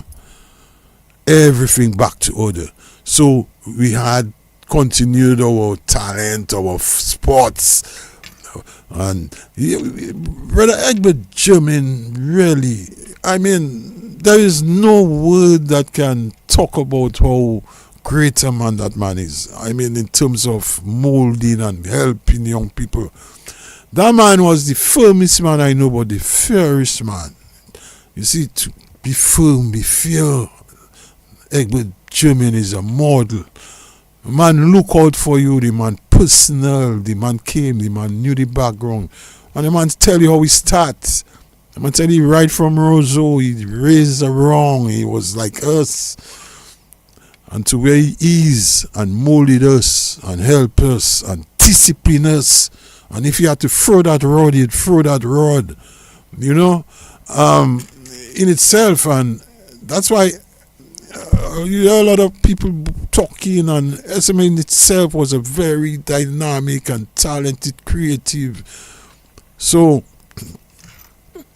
my years at SMA was the best, some of the best years of my life. I remember like a time in fifth form,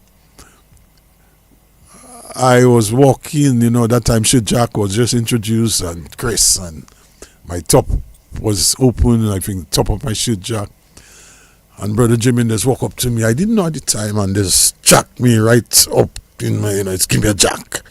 So I in fifth form, I leave in school, that's now first time Brother Jimmy just jacking me, so I vex. I watching Brother Jimmy in a way. Brother Jimmy watch me back, and instead of backing down, you want to fight? You want to fight? Look, come on, let's go. You want to fight? But today, when you see me sit down and we talk about those things, as you're saying that, Wakas, I'm getting from some people, you know, from the public on Facebook. Someone said that my brother Wilfred Green came home with his revolutionary ideas, and my daddy gave him a good licking. Revolutionary ideas. Yeah. And his father gave him a beating.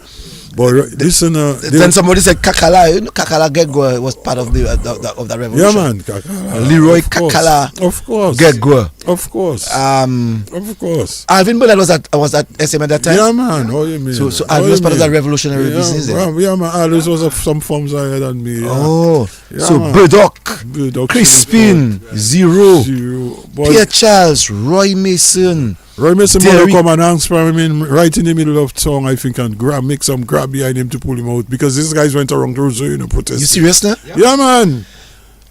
Them guys were that day, man. Those guys left us in school and go and started at closed down school, and with their little boys in Claude Bellot, Derek Bellot. Tony Jamala. Tilo, Jamala Fountain. What? Yeah, man. Macho. Who's Macho? Marshall Lawrence. That's the guy that's singing. Marshall Lawrence is the singer from the band from Portsmouth. What's your name again? C'est l'amour et la paix. Oh, okay. C'est l'amour, c'est ça nous camarades.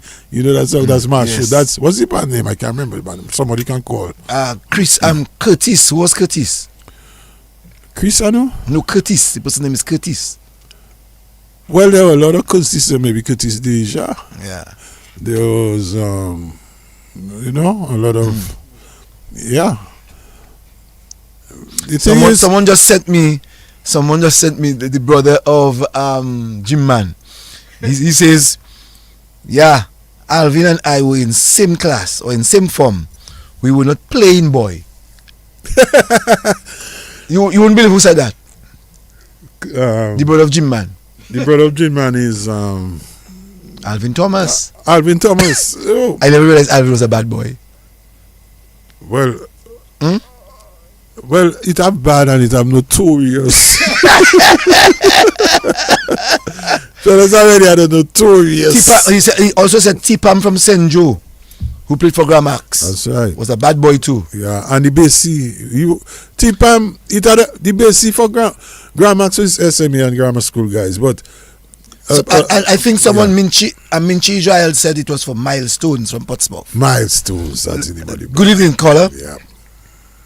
Milestones. Yes, well, yep. someone just give us that. Thanks. Yeah. Milestones. All right, thanks. Yeah, man. Yeah. Marshall Lawrence was one of a great singer, you know, living town. Macho was from Grand Bay. Who? He said he was from Grand Bay. Marshall. Yeah, he was from Grand Bay.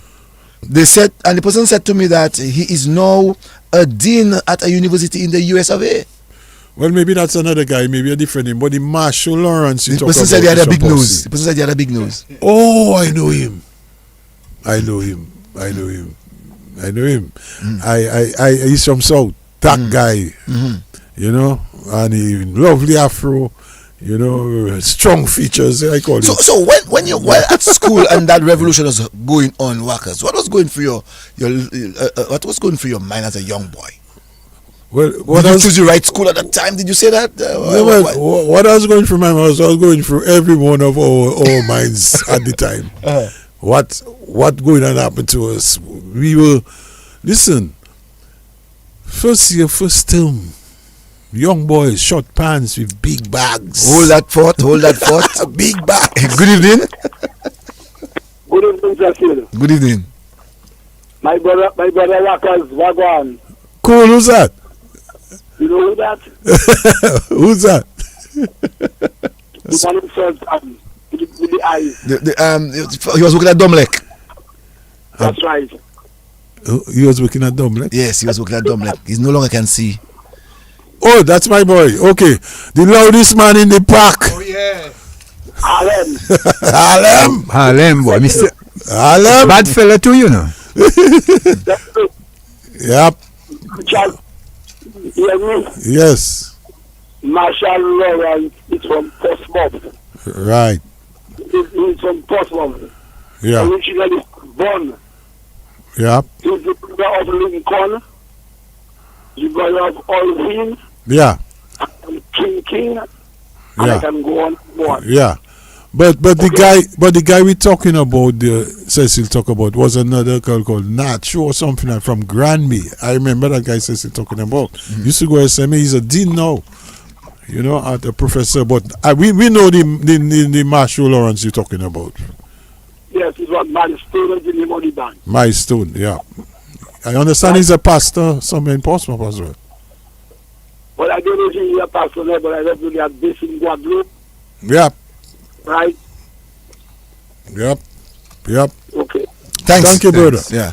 I hope you're doing well there too. So continue, Wakas, if your story in SME. 72, yeah.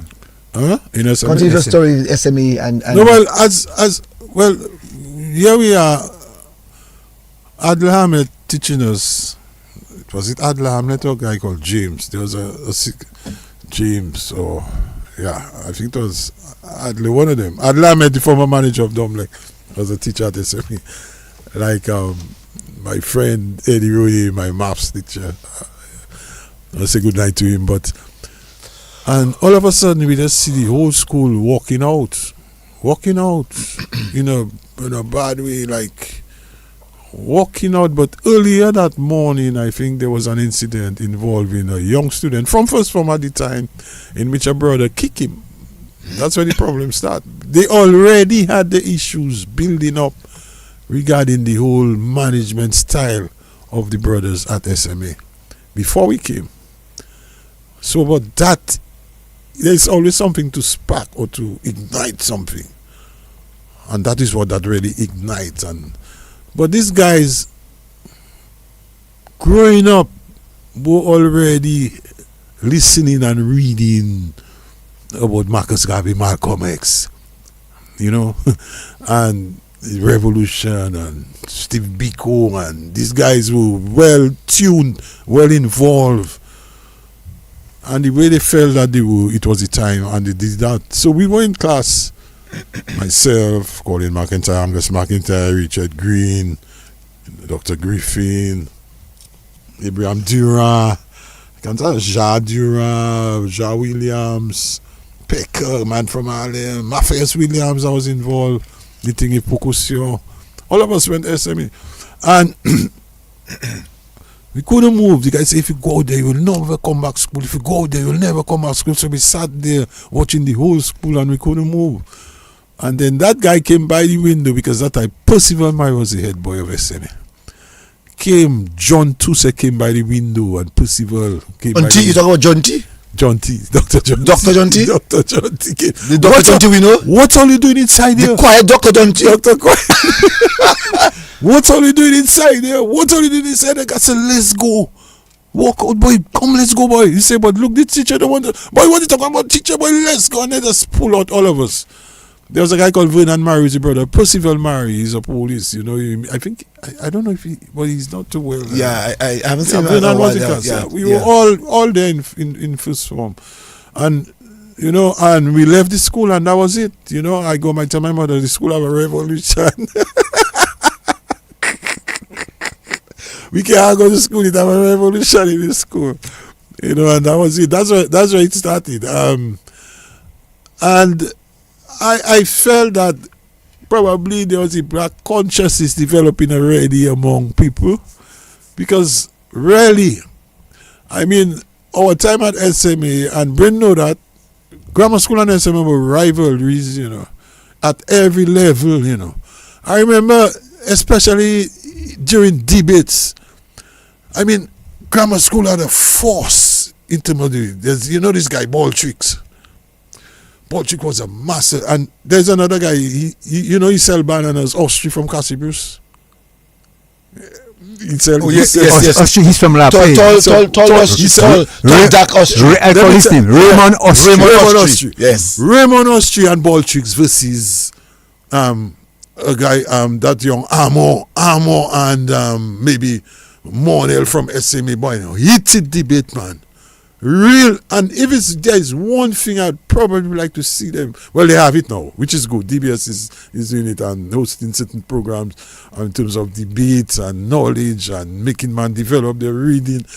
At that time, it was compulsory or maybe a part of the school curriculum that you go and listen to a debate, And the debate were held, grammar school, real good guys debating, real good. And Brent know that the other rivalry in sports.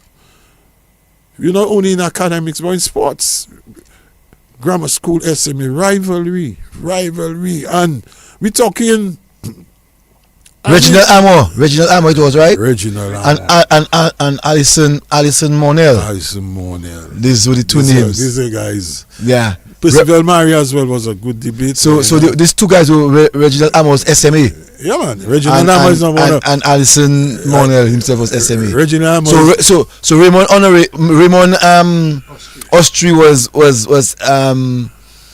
grammar school. Grammar school, right? He was former permanent secretary in the Ministry of Agriculture. Yes. I work under him.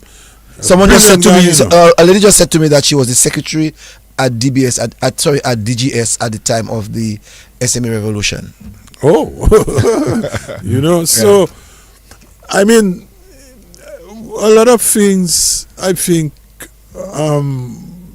were sort of taken away or just got diluted and left, that I think were really good at helping us develop in terms of language, speech, pronunciation. SMA at the time I was involved in the theatre thing, and my first major play was with Monsignor John Rhys, who was at the time Brother John Rhys. He had a theatre group with Convent and SMA. So guys like Dave Phillip, myself, we linked and we did a play called Godspell at the St. George Hall. It was one of my first major plays that I did. I was John the Baptist in Godspell. And SMA continued that tradition, and then I moved from there and joined the PAT. Because after Alwyn saw me doing that little performance, he kind of get me into PAT, and I was in a major role in PAT. Although I played different functions, I was at the time song engineer, because Mikey Bruni, who used to do sound and a number of things, helped me in terms of doing songs. So I was the song man when PAT went to do their first major play outside, which was in 1981 for Scary Festa in Barbados, when they went with Nightbox. I was doing songs on that. I wasn't part of the cast, but I was part of the team. So I remember that. So from there, I just stayed in PAT, acted in certain plays, Jesus Christ Superstar, Green Gold, some other plays.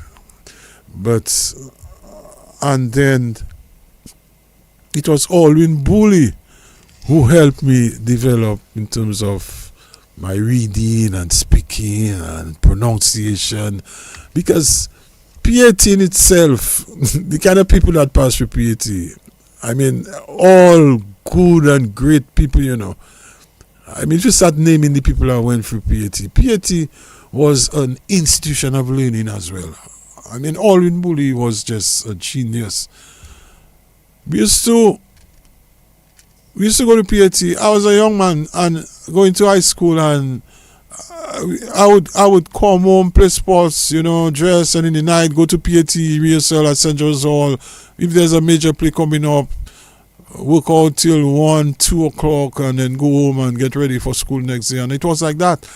But there was a certain kind of discipline that we held. There was a systematic approach to what we did in terms of PAT.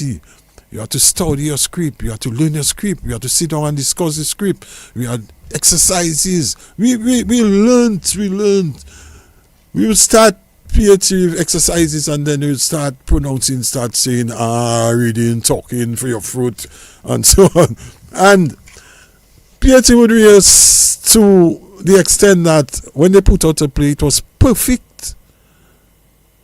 And we know that. Everybody knew that.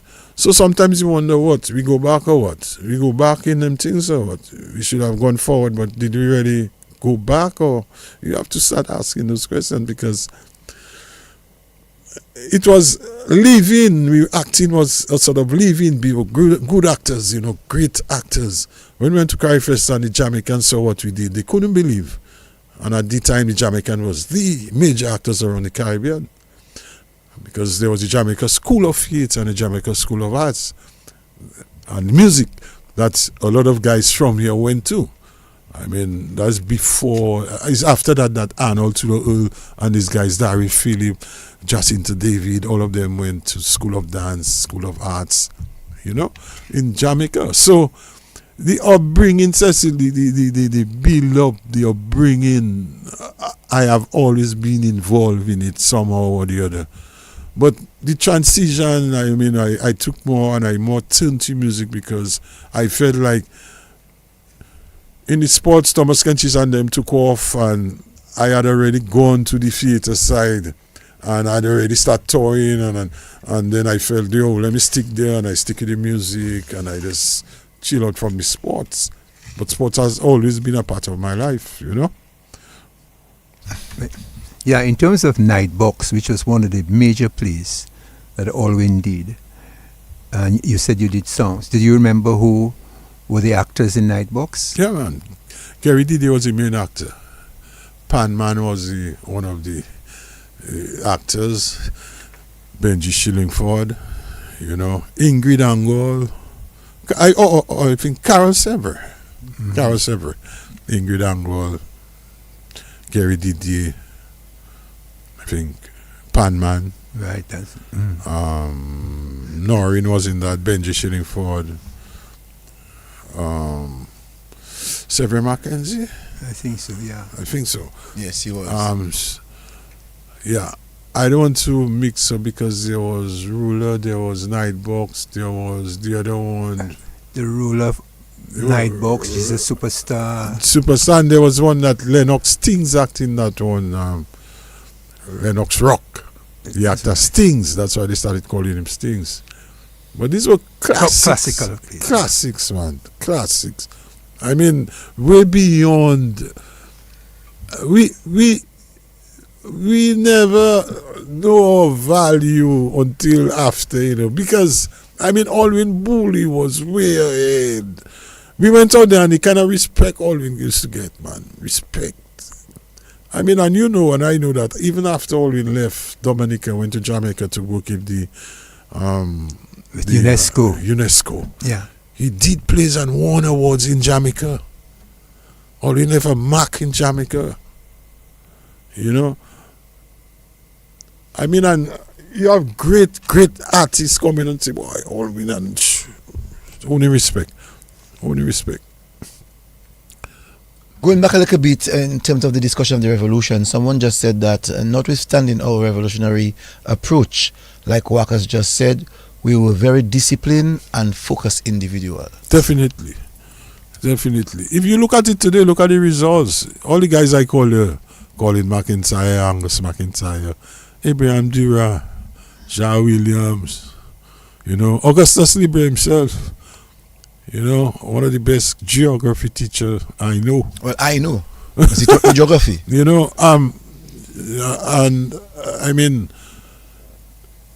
were people that, maths-oriented people like Jean Williams and like Abraham Diraouzi, with some measures of the education. He retired the other day, short guy, you know him. He worked with me. Oh, he's a genius. Them guys, guys, head of meteorology at the airport, Jean Williams, from that side. And there's a guy, some guy called Matthias Williams. I don't know that game. I haven't seen that guy in years because I remember when they had that revolution, not a revolution, but the thing they were looking for, that guy Pocosio. He ended up going in the bush with Pocosio. And remember they had that big case with Pocosio where they set him free. And he had two guys with him. One called Tiaiko, who is a Maxime guy, and Ja Williams, and Matthias Williams. And they were in the bush with him, and they were, all three of them was on that case, and they acquitted all three of them. And I never see Ja Williams, not Ja Williams, but Matthias Williams from Newtown. Anybody that know Matthias Williams from Harlem, a guy growing up in the 70s, they can maybe call here and tell us about him. But I haven't seen that guy. They also mentioned Sober's Esprit. We didn't mention his name at all.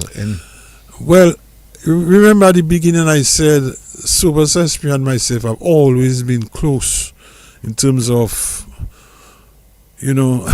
Sober's Esprit is what he is, a very calculative, a very precise person, very highly intellect, and always motivated to do something. And very early we used to have a youth program on DBS. I forgot the name, maybe. If you're listening, he could call, but... Youth in Motion? Youth in Motion? It was long before that, but we had some...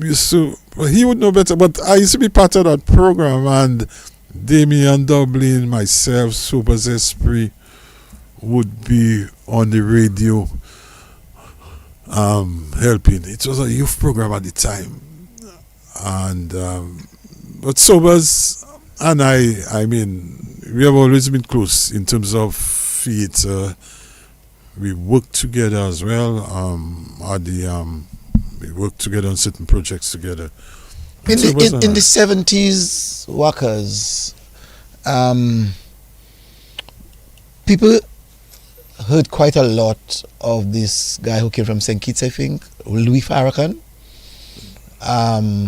Martin Luther King, Malcolm X. Those guys, those names would have spurred on revolution. Well, they were the Black Panthers with Angela Davis.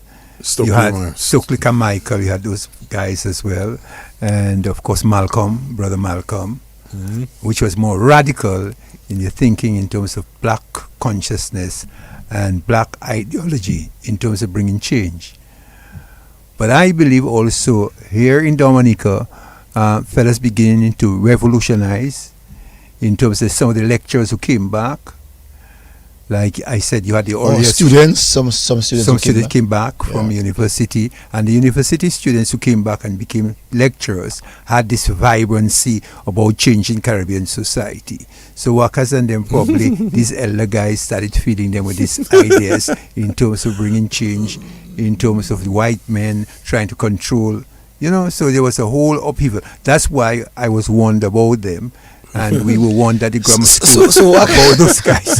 So Wakas, that's why it was very easy for guys of that period to have started the process of going to Cuba and study. Well, it was Rosie that actually started that. Yes, I know, because it was easy for them. Yeah, because of the consciousness of Rosie himself, which was unacceptable to everybody else at the time. Yeah, at the time, because it was my partners, that go Cuba, Lloyd Pascal and Charles Spear and John T himself and a guy called Just hold on, someone's on the telephone. Good evening.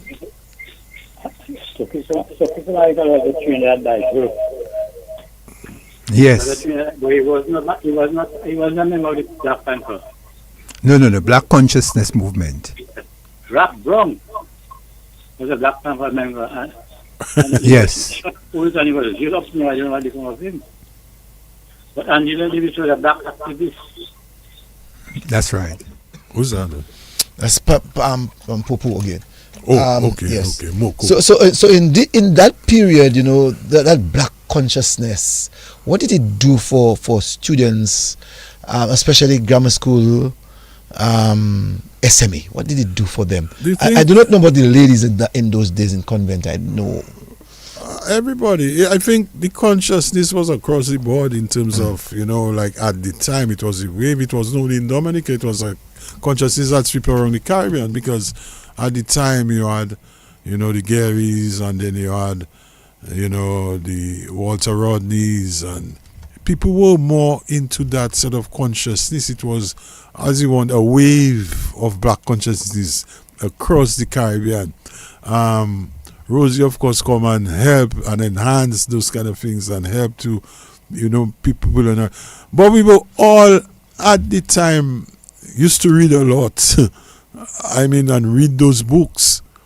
The autobiography of Malcolm X, I read that years ago, Years ago, because at the time, it was what that was there. We kind of studied just to argue, just to debate. So when people come, so the reading aspect, Cecil, so we were aware of those kind of things growing up. And a lot of that, getting closer to involving in plays and all that, Alwyn Woolley seems to always grab something of consciousness and took something and Alwyn Woolley, what's it called, it revolutionized the whole art of how things were presented and make people become more aware of the situations, Speak Brother Speak, Night Box, all those things. You hear how we incorporated those consciousness. So even while we were studying script. Just hold on, there's someone on the line. Let's go. Good evening to you, caller. Yeah, Cecile, I just wanted to make something clear. You keep asking about the SMA thing and the consciousness.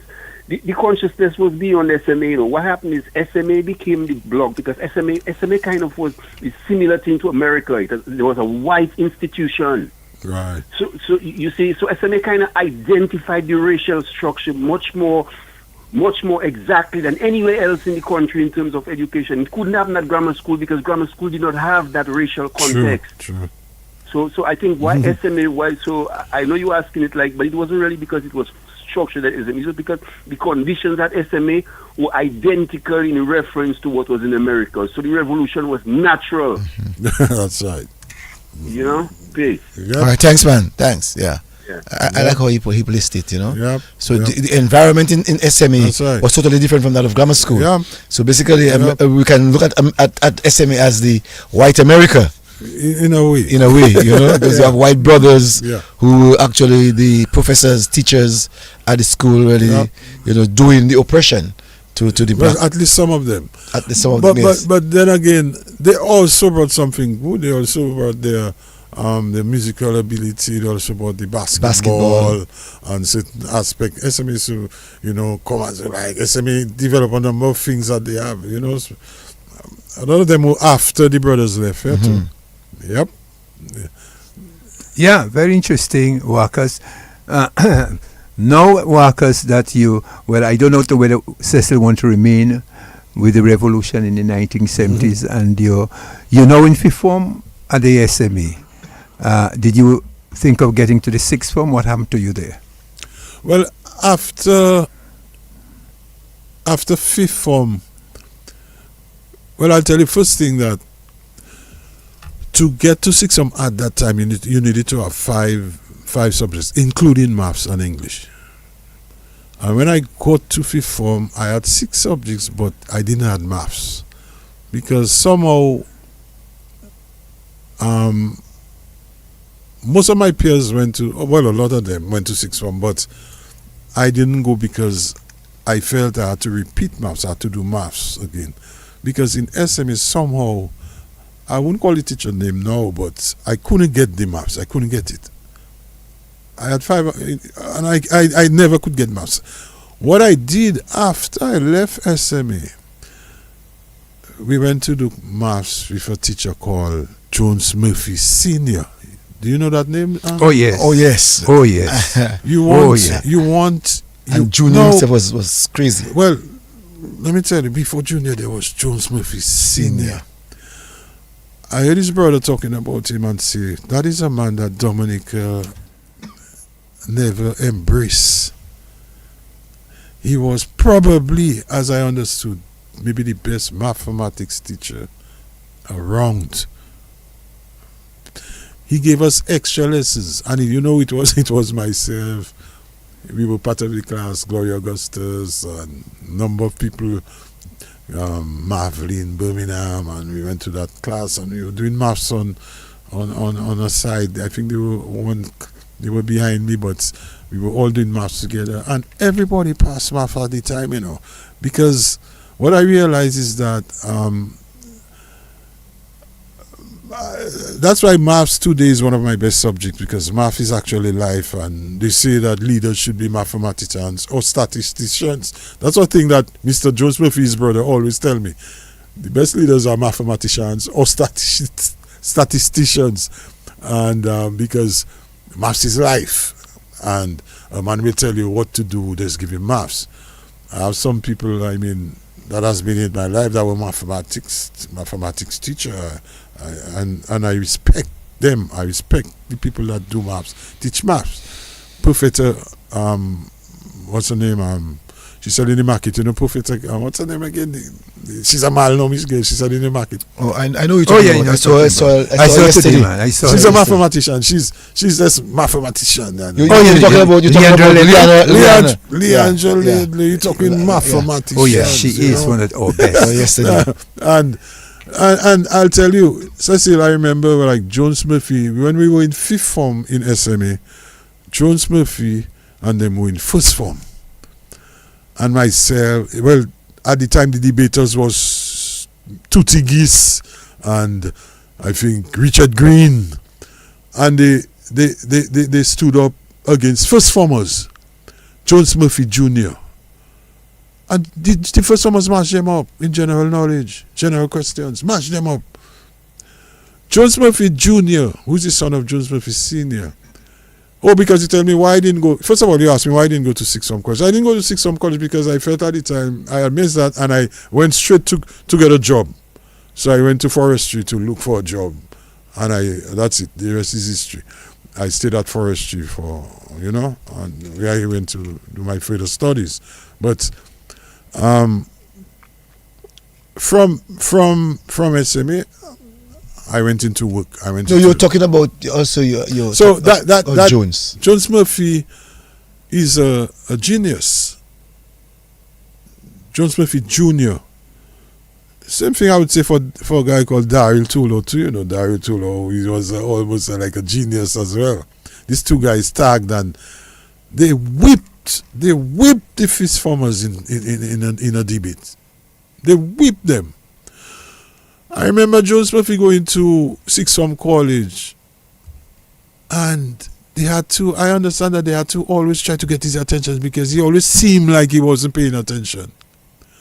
And after the first year, Jones did his subjects. But not only that, Jones did his subjects in 4th form. He did maths in 4th form. In 4th form and pass. A in maths. A in maths. No, at 6th form college, he did 3 subjects and got an A at A-levels. After 1 year, that guy broke a record, got 3 subjects, never seemed to be paying attention in college. And I understand that he was involved in some crisis on Wall Street. The crash on Wall Street, yeah. He predicted that. He predicted that and gave them the answer. That's right. Gave them the answer. and we hear in Dominica, taking note of that. That guy. He predicted the crash in Wall Street. That guy was too bright, man. Yeah. The number of people I know after him, Dominic has produced, but I haven't seen somebody like that. Never.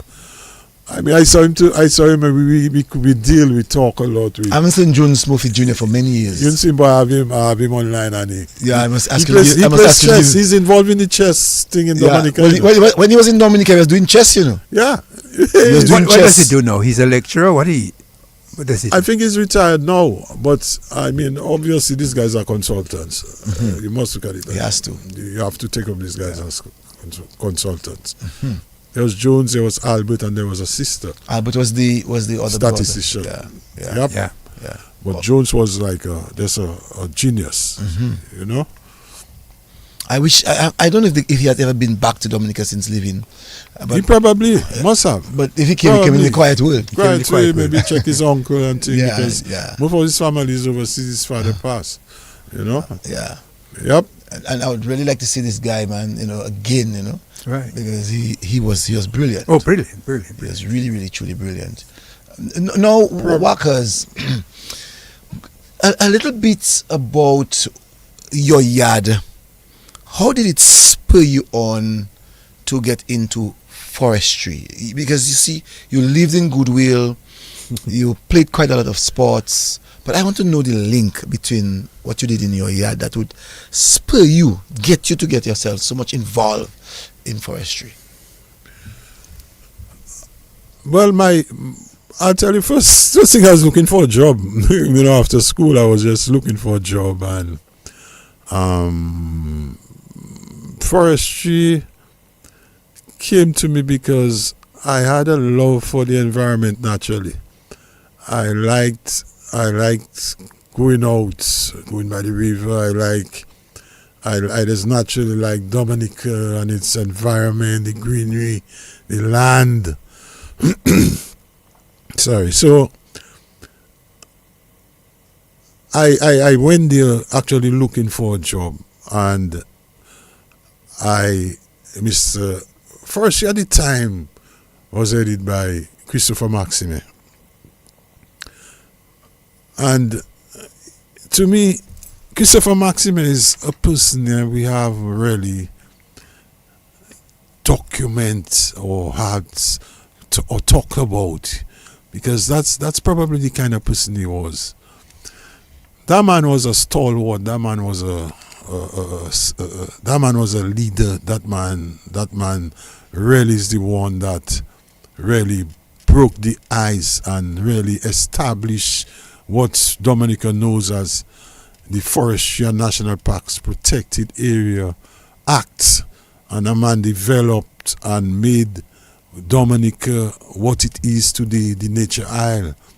That man was instrumental, coming from Mr. Bora, who was a white Englishman before him, to Mr. Hill. That's the father of Mr. Hill in the territory, a man called Mr. Cyril Hill, who held and led forestry before Mr. Maxime. And following that, Mr. Maxime came after coming from Cyprus. At the time, Cyprus was the school because of Trinidad, and a lot of people chose to go to Trinidad. So when I came into forestry as a young man, very young, I was first sent to do like votes or accountants, and kept me in the office. But I always wanted to go out in the field. At the time, the older foresters who were very, knowledgeable, not academically, but in terms of experience and forest knowledge, these are the guys that really trained me. These are the guys I begged to come out with them, and Mr. Maxime eventually send me out with those guys. So my field and my work, because remember, Cecil, a lot of those man never really look at forestry. A lot of man, especially man from Goodwill and man from Roseau Central, is the forestry the man gotta look for, They have a job in ministry, they have a job in customs, they have a job somewhere else. They don't like the bush. They like Roseau man generally is not bush. So when I started working for us, going on the bush, I'm like, where are you from, now, boy? Why you like Roseau? You're a Roseau man, but why you like the bush? So them country people always asking me what. But there was something that drew me to forestry, man. That was the environment, the aspect of the clean and green, the air, the birds, the song. And them old men, them guys before us, I call them pioneers. I don't call them old men, pioneers. Talking about guys like Mr. Greenaway from Wesley. I'm talking about Edison James' father, Mr. James. All these were forestry. I'm talking about another James, a guy. I'm talking about Mr. Emmanuel from Loda. I'm talking about Brother Watson from Kalibishi. Guys from Lapley, Mr. Vigilant. And, these guys were foresters that really held back and what we have today calling national parks and forest reserves. These are the guys that protect that on the ground. Forestry is 70% out there, 40% in an office. You can't be a forester and be inside an office. You have to be outside. And these are the guys that molded us. We came into forestry, myself, Dave Williams, Ronald Charles, guys like Stephen Dura. All of us came into forestry. Albert Gallion, the late. We all came into forestry around the same time and grew up in forestry and followed the footsteps of all those pioneers. So we were well taught. We were taught to know that, this man could just pass there, this agouti just pass there by just how the nature of the forest is. Or if you see a snake sleeping and it's full, you know that it just swallows something. Or, you know when the river is going to come down, even though you don't see rain ahead, you're just watching the streamlines and the lines on the rocks. Or, you know, the trees, their names, their functions. We learn a lot of things. So, and to be a forester, to me, you have to get lost in the bush sometime. You have to find a way out. You have to. Have you ever found yourself lost? About 4 times. Where were you? The thing is, forestry, let me tell you, Dominica is not the coastline, yeah? Dominica is a country that is special. Dominica is bigger than it actually is. They say it's 305 square miles, but the interior of Dominica is about 900 square miles because the accessibility, the topography of the seas, you know, is just, I would say, unforgiving. You go there and you must know your way in and your way out. But just based on the experience and the learning that of those pioneers before us, we felt like, we came in there and we have to find our way out. There was a time we were in the heights of Collio and we were doing, I was in the National Trail. Experienced foresters, you know. But in the heights of Dominica, at 2 o'clock, depending on the time of year, it is as dark as the night, you know. 2 o'clock in the afternoon. So if you sleep on you have to find a way, especially if you decide to take a different route. So there was a time in Collio that we came in probably in the bush about like 6 in the morning and came out about 3 o'clock the next afternoon. But we found our way.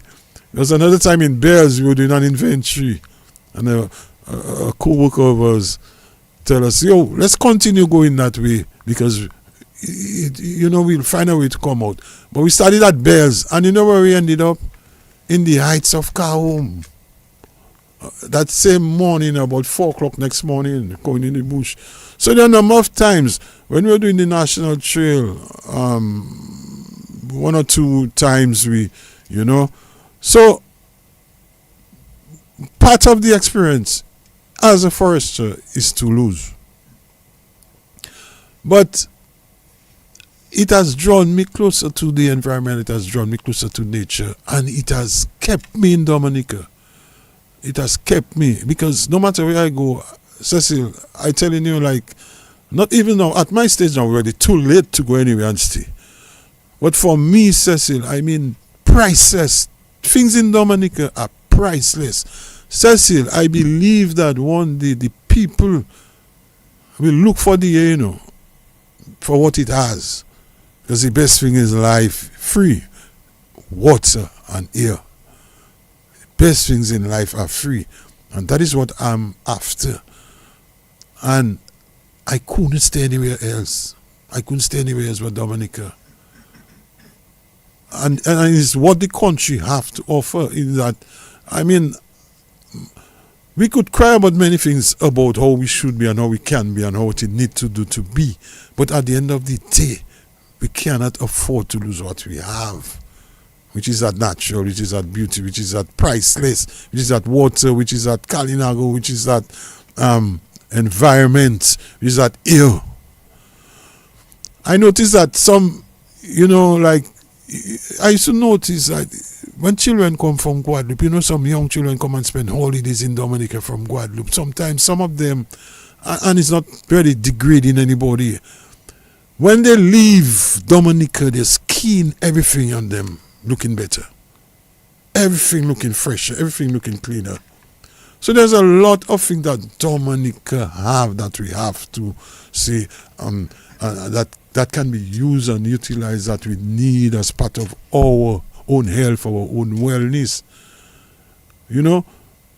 So I mean, and I that is why I continue to do what I do. I continue to do my little riding, my exercises. I continue. I never leave down those things, because at the end of the day, when I finish, and everybody want peace and security in their life. And we know the world going, you know. Just hold that point. Yeah. Good evening. Oh, the person that's left. Sorry about that. Go ahead. Yeah, go ahead. You're saying that we know how the world is going. Oh, somebody left. Oh, yeah, we know. Just hold again. Just hold again. Back. Yeah. Good evening to you, caller. Yo, yes, it's Sani again. Yo, just to piggyback on what Wakas just said about Dominica. There was a group of guys. I got a good friend of mine from St. Vincent and the Grenadines, and they couple of weeks ago they were in Dominica with some tourist thing. They were living in Scottsdale, and the man was telling me Dominicans have got no clue of what they have, you know.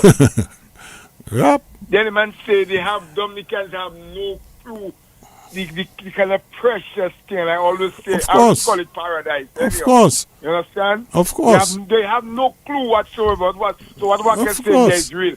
Dominicans have no clue. All of them want to run to the mainland and thing. They have a rude awakening, but that's on my way home anyhow. Thank you. Yeah, well, I mean... Well, Wakas, yeah. I want you to tell, seeing that you're... Yeah, it's another caller. Yeah. Good evening. Good evening, fireman again. By Wakas, me tell you something here. Why making me feel shit by myself? Why? I may be the only man to do that, man. I don't call it Dominica, and I call it Rivanica, man. In fact, nobody can post to that. I come with a tropical island, a mountainous island, a rich island in agriculture, and then we have a great little blessed little land. You know, it's our people that have a problem, because why? As you just say, ignorance is a very, very bad thing in our life personally. Very ignorant of reality. I am listening. That's right. what Dominica is. Rivanica. Give thanks. Give thanks. Right. Thank you. Well, yeah, can I go? Yeah, go ahead. Yeah, Wakas, I was hearing you talking about you being inside the forest. You're a forester. Mm-hmm. How do you find? What is there? What do you see there? You're in the forestry? When you inside the forest, in the bush, what do you see when you're out there as a forester checking? Well, let us put it that way. If you go to the Sahara Desert, what do you see? You see what? You see sand. You don't see any forest. So therefore, you hardly see life. The forest creates life. We know the importance of forestry. We know the importance of what a forest can do, because our very life, which is air, O2, comes as part of forest. There's a part that is created which involves the forest. You know, involves the forest. So photosynthesis, and you know, the synthesize, and then you get at the end of the day oxygen and carbon dioxide and so on. So you know the forest role, the role of the forest itself in the production of watersheds, in the production of water, in the production of in the production of air, in the production of wood and shelter and furnitures, in the production of forest species, in the production of habitat for birds, for wildlife, in the production of fruits, in the production of fauna, flora. The forest is life.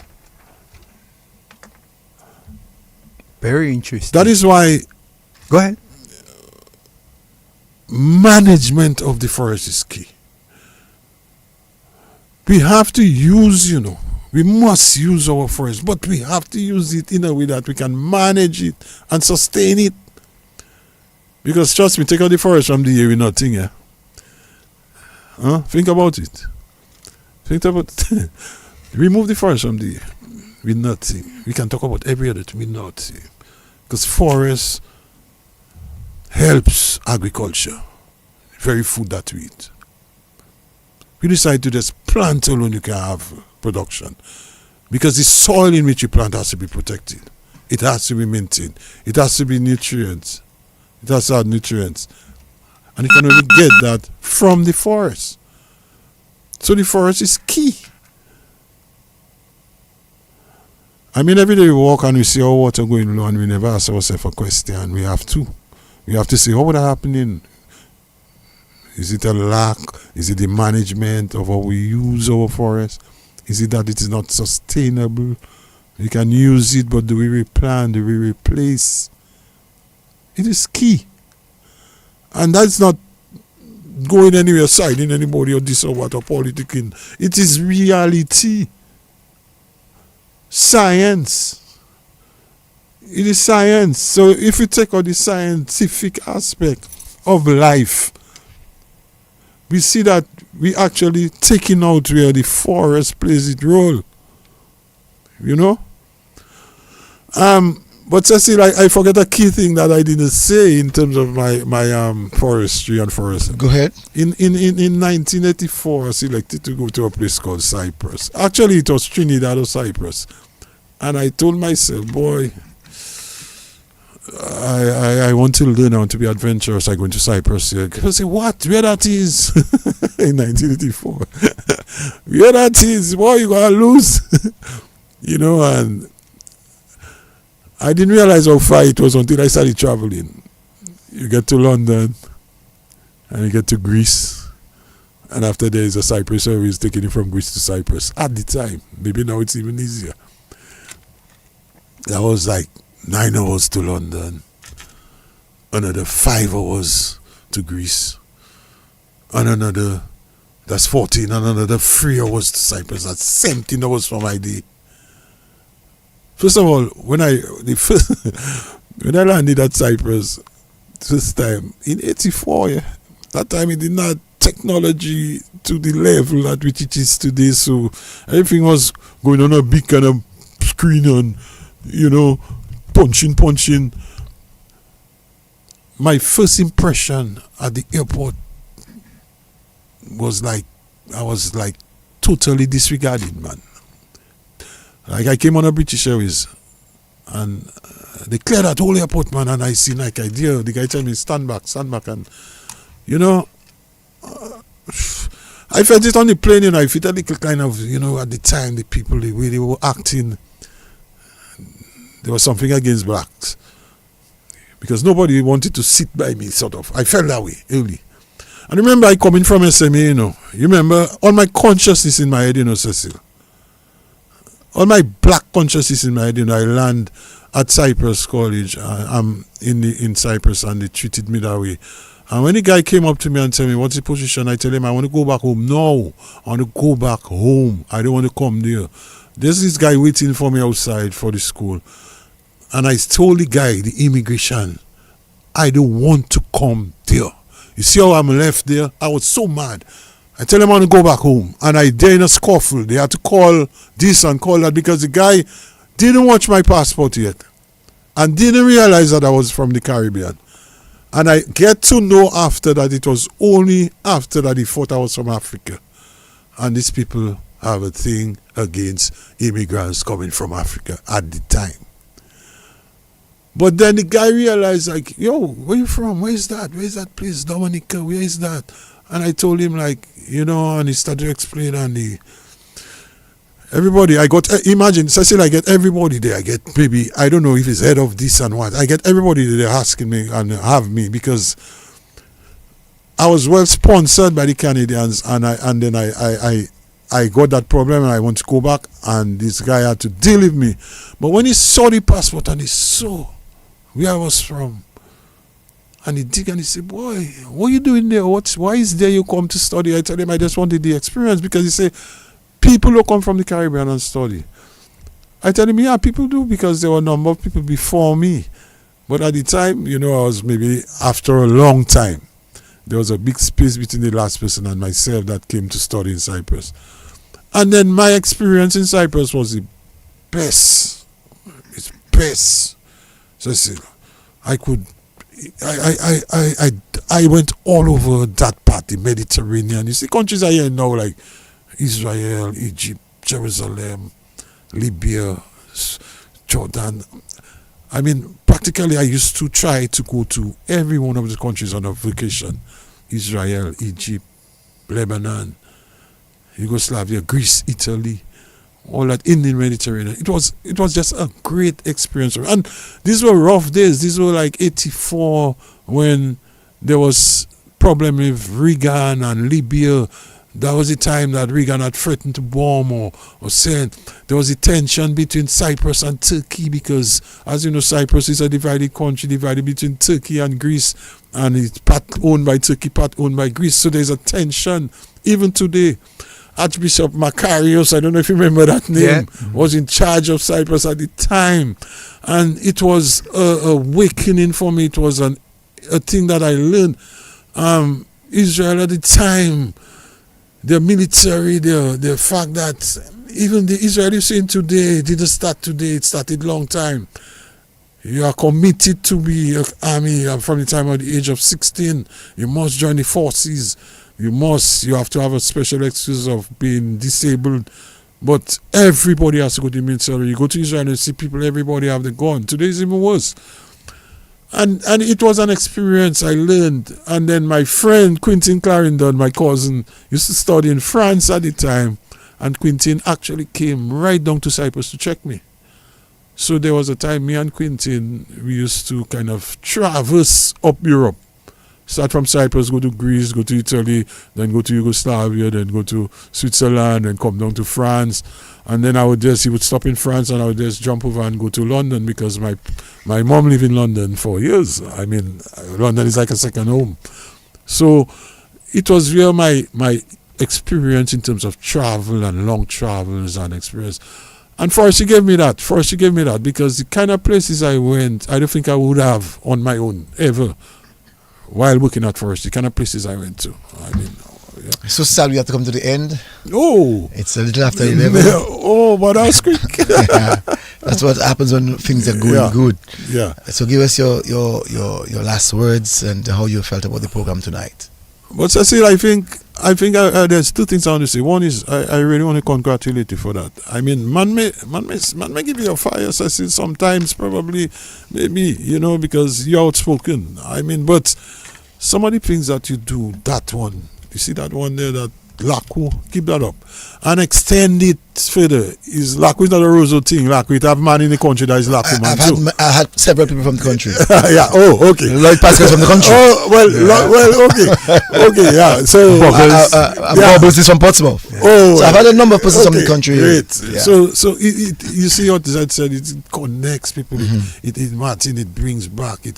The fact that when you start to live it, you enjoy it. The connection, I like connecting people and the past and present. But I want to talk about something you didn't really bring up, which is what I want to really talk about. And I want to talk about the Bouyon, where it is, and what it is doing, quickly, and maybe the nasty business as we see. As I said, nasty business needs to have a name. And I never look down on music. I never down people for creating something. And I have nothing against what them guys doing now with the music. I think it's a creative music. I think it is a next step. I think it is their style of music. I think they express their feeling. And mind you, I think somebody said, I think it was Gordon that said, nasty business has always been there. Sometimes it is disguised, sometimes it is different. But it is always there. What we need to do and what them guys need to understand in that nasty business is that nasty business is just one aspect of the music. There are other aspects of the music that you can do. So, in everything, there's a time and a place and a season. My boy, we are the players of instruments and we are the singers. We are the ones that have to go ahead and prepare the way so when the Father comes in, he can come in peace with his thing. We cannot go with dirty hearts and we cannot go that way. Sometimes, my boy, all you have to take stock. The music is not the issue, but we must take stock. I mean, I hear some new releases, and honestly, I don't know if that's going to happen. We cannot go one way with the music. We have to say, in other words, musicians are bosses, they can control a whole crowd, I tell you, jump and kick like a horse, you do it, in music. What we tell people is important. And there's a time for everything. I not jumping on nobody back. I saying in defending them, man, sometimes we can say we don't like what they're doing and we hate what they're doing and we want to kill them for what they're doing. But tell me an alternative. You want them to go Guadeloupe and do what they used to do? The same guys that singing there. You know what they used to do when they go Guadeloupe? They have a choice now to go Guadeloupe and bring some music and make their money and buy their Gucci and come back. We have to give them that respect. We have to balance. We can't just come around. It's them. And if you have children around, you sit down in your house, you'll understand why they think that way.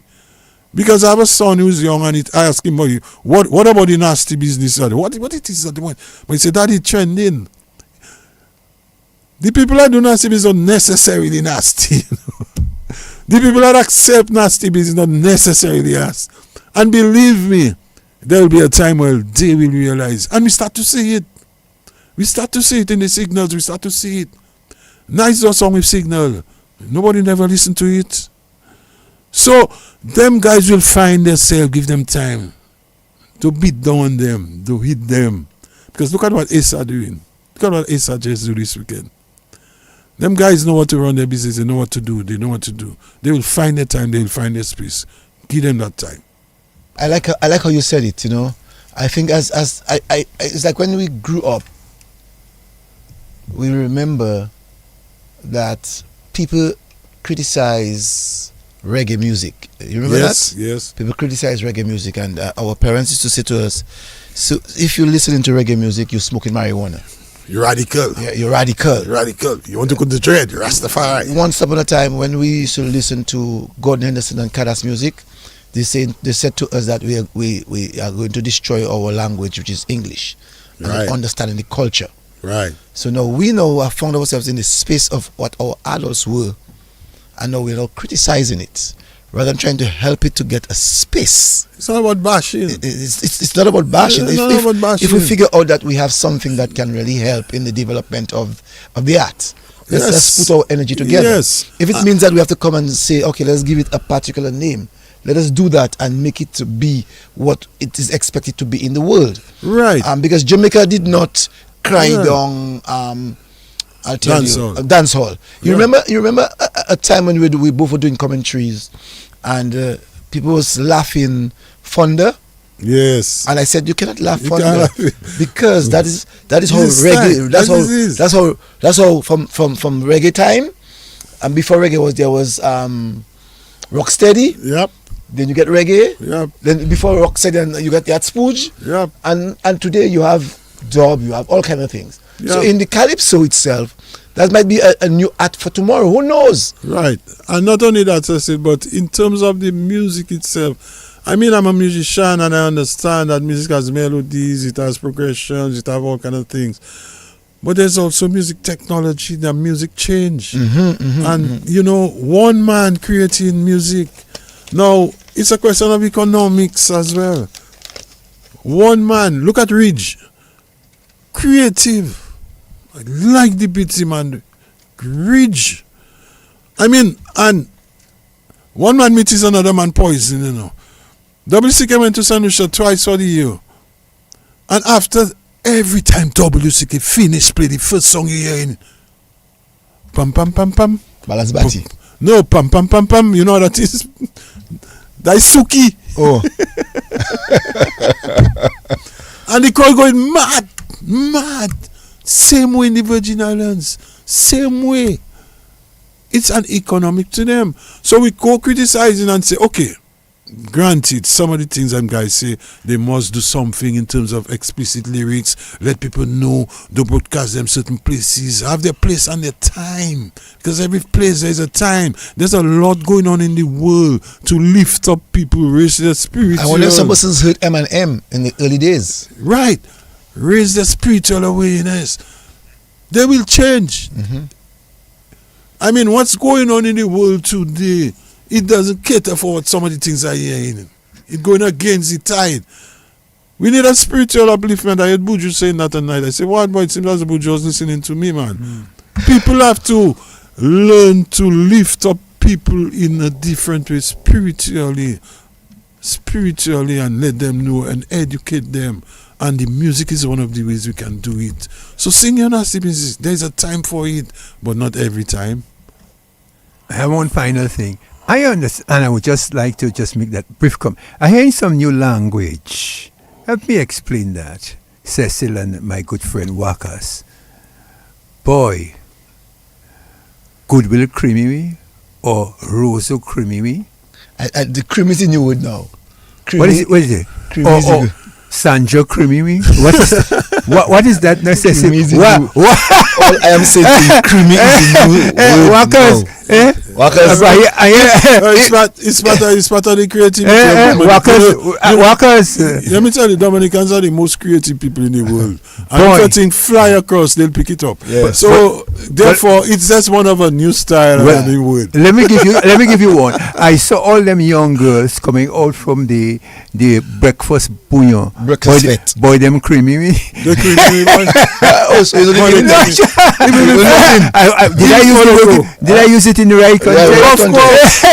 Let me tell you, nice and creamy, man. But it's not my style. Wakas, thank you again, Wakas, for tonight. And last words, my brother. It's a pleasure being with you, Wakas. You did enlighten us from all aspects of your intelligence, and I must say it was indeed a good one tonight. Yeah, but I just want to big up, some people, out there, that's been a part of my life, and those that have helped, like my children, their parents too. And I want to just big up some of my friends, Smokey, Tony, and a number of partners, Tilly, Hillary Thomas, I know my real body Stinky, Brooks, the man from Goodwill, Founique crew. Founique is my home of residence, a place I love. And Founique people have shown me to be a example of how people can work hard and work tirelessly. And I want to just big up everybody, everybody. Cecil, thank you again for having me. Not only one, as I said, and I will always say it, in all what he's saying about is the only man that called me and tell me, Wakas, you want a job on DBS to help in the Calypso? And pay me. And pay me for it. So all those that love me and want to help me and figure out they can help, give me a job like Cecil. And I want to say too, Wakas, that the job that you have been doing with us during the carnival period has been very worthwhile, and I cannot take your rights, your property rights from you and not pay you in return. Everything has a balance. 1 pound of sugar, the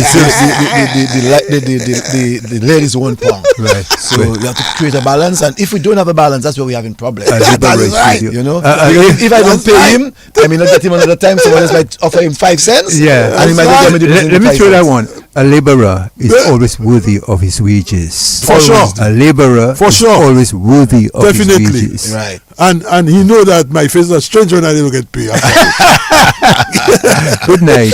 But it was really nice, Wakas. Yeah, next week we're going to have a big guy. A big guy? Yeah, that guy he's from Newton. He is Charlie, the cake man. Oh, that's the man in white. Man in white. I call him Cake. White. Yeah, so cake the man. best cake around town. Yes. So next week we'll be hearing all about Charlie and what he does for a living. That's right. Thank you. Okay, again, brother. guys. God bless you all, wherever you all are listening. I just want to say to you all, thank you for listening, and let's hold strong and let's do it again next week for the benefit of the development of our beautiful country, Dominica. That's why I say my bye-bye. God bless you all, and let's stay strong and let's stay focused as we prepare for the next day to do what we got to do, and that is to work hard. That is to ensure that we help in building our country, Dominica. Let's go out and thank God. God bless you, everyone. As I say, 40 or so in the past 24 hours, these fires. Some are under control, some at the moment are not. I gather that higher temperatures are actually forecast, aren't they? That's right, and high temperatures have been happening for the past week or so. We're talking 39, 40 degrees Celsius. Those temperatures are due to continue over the coming days. The Prime Minister, Kyriakos Mitsotakis, has cut short his holiday to deal with the crisis. And we have heard from other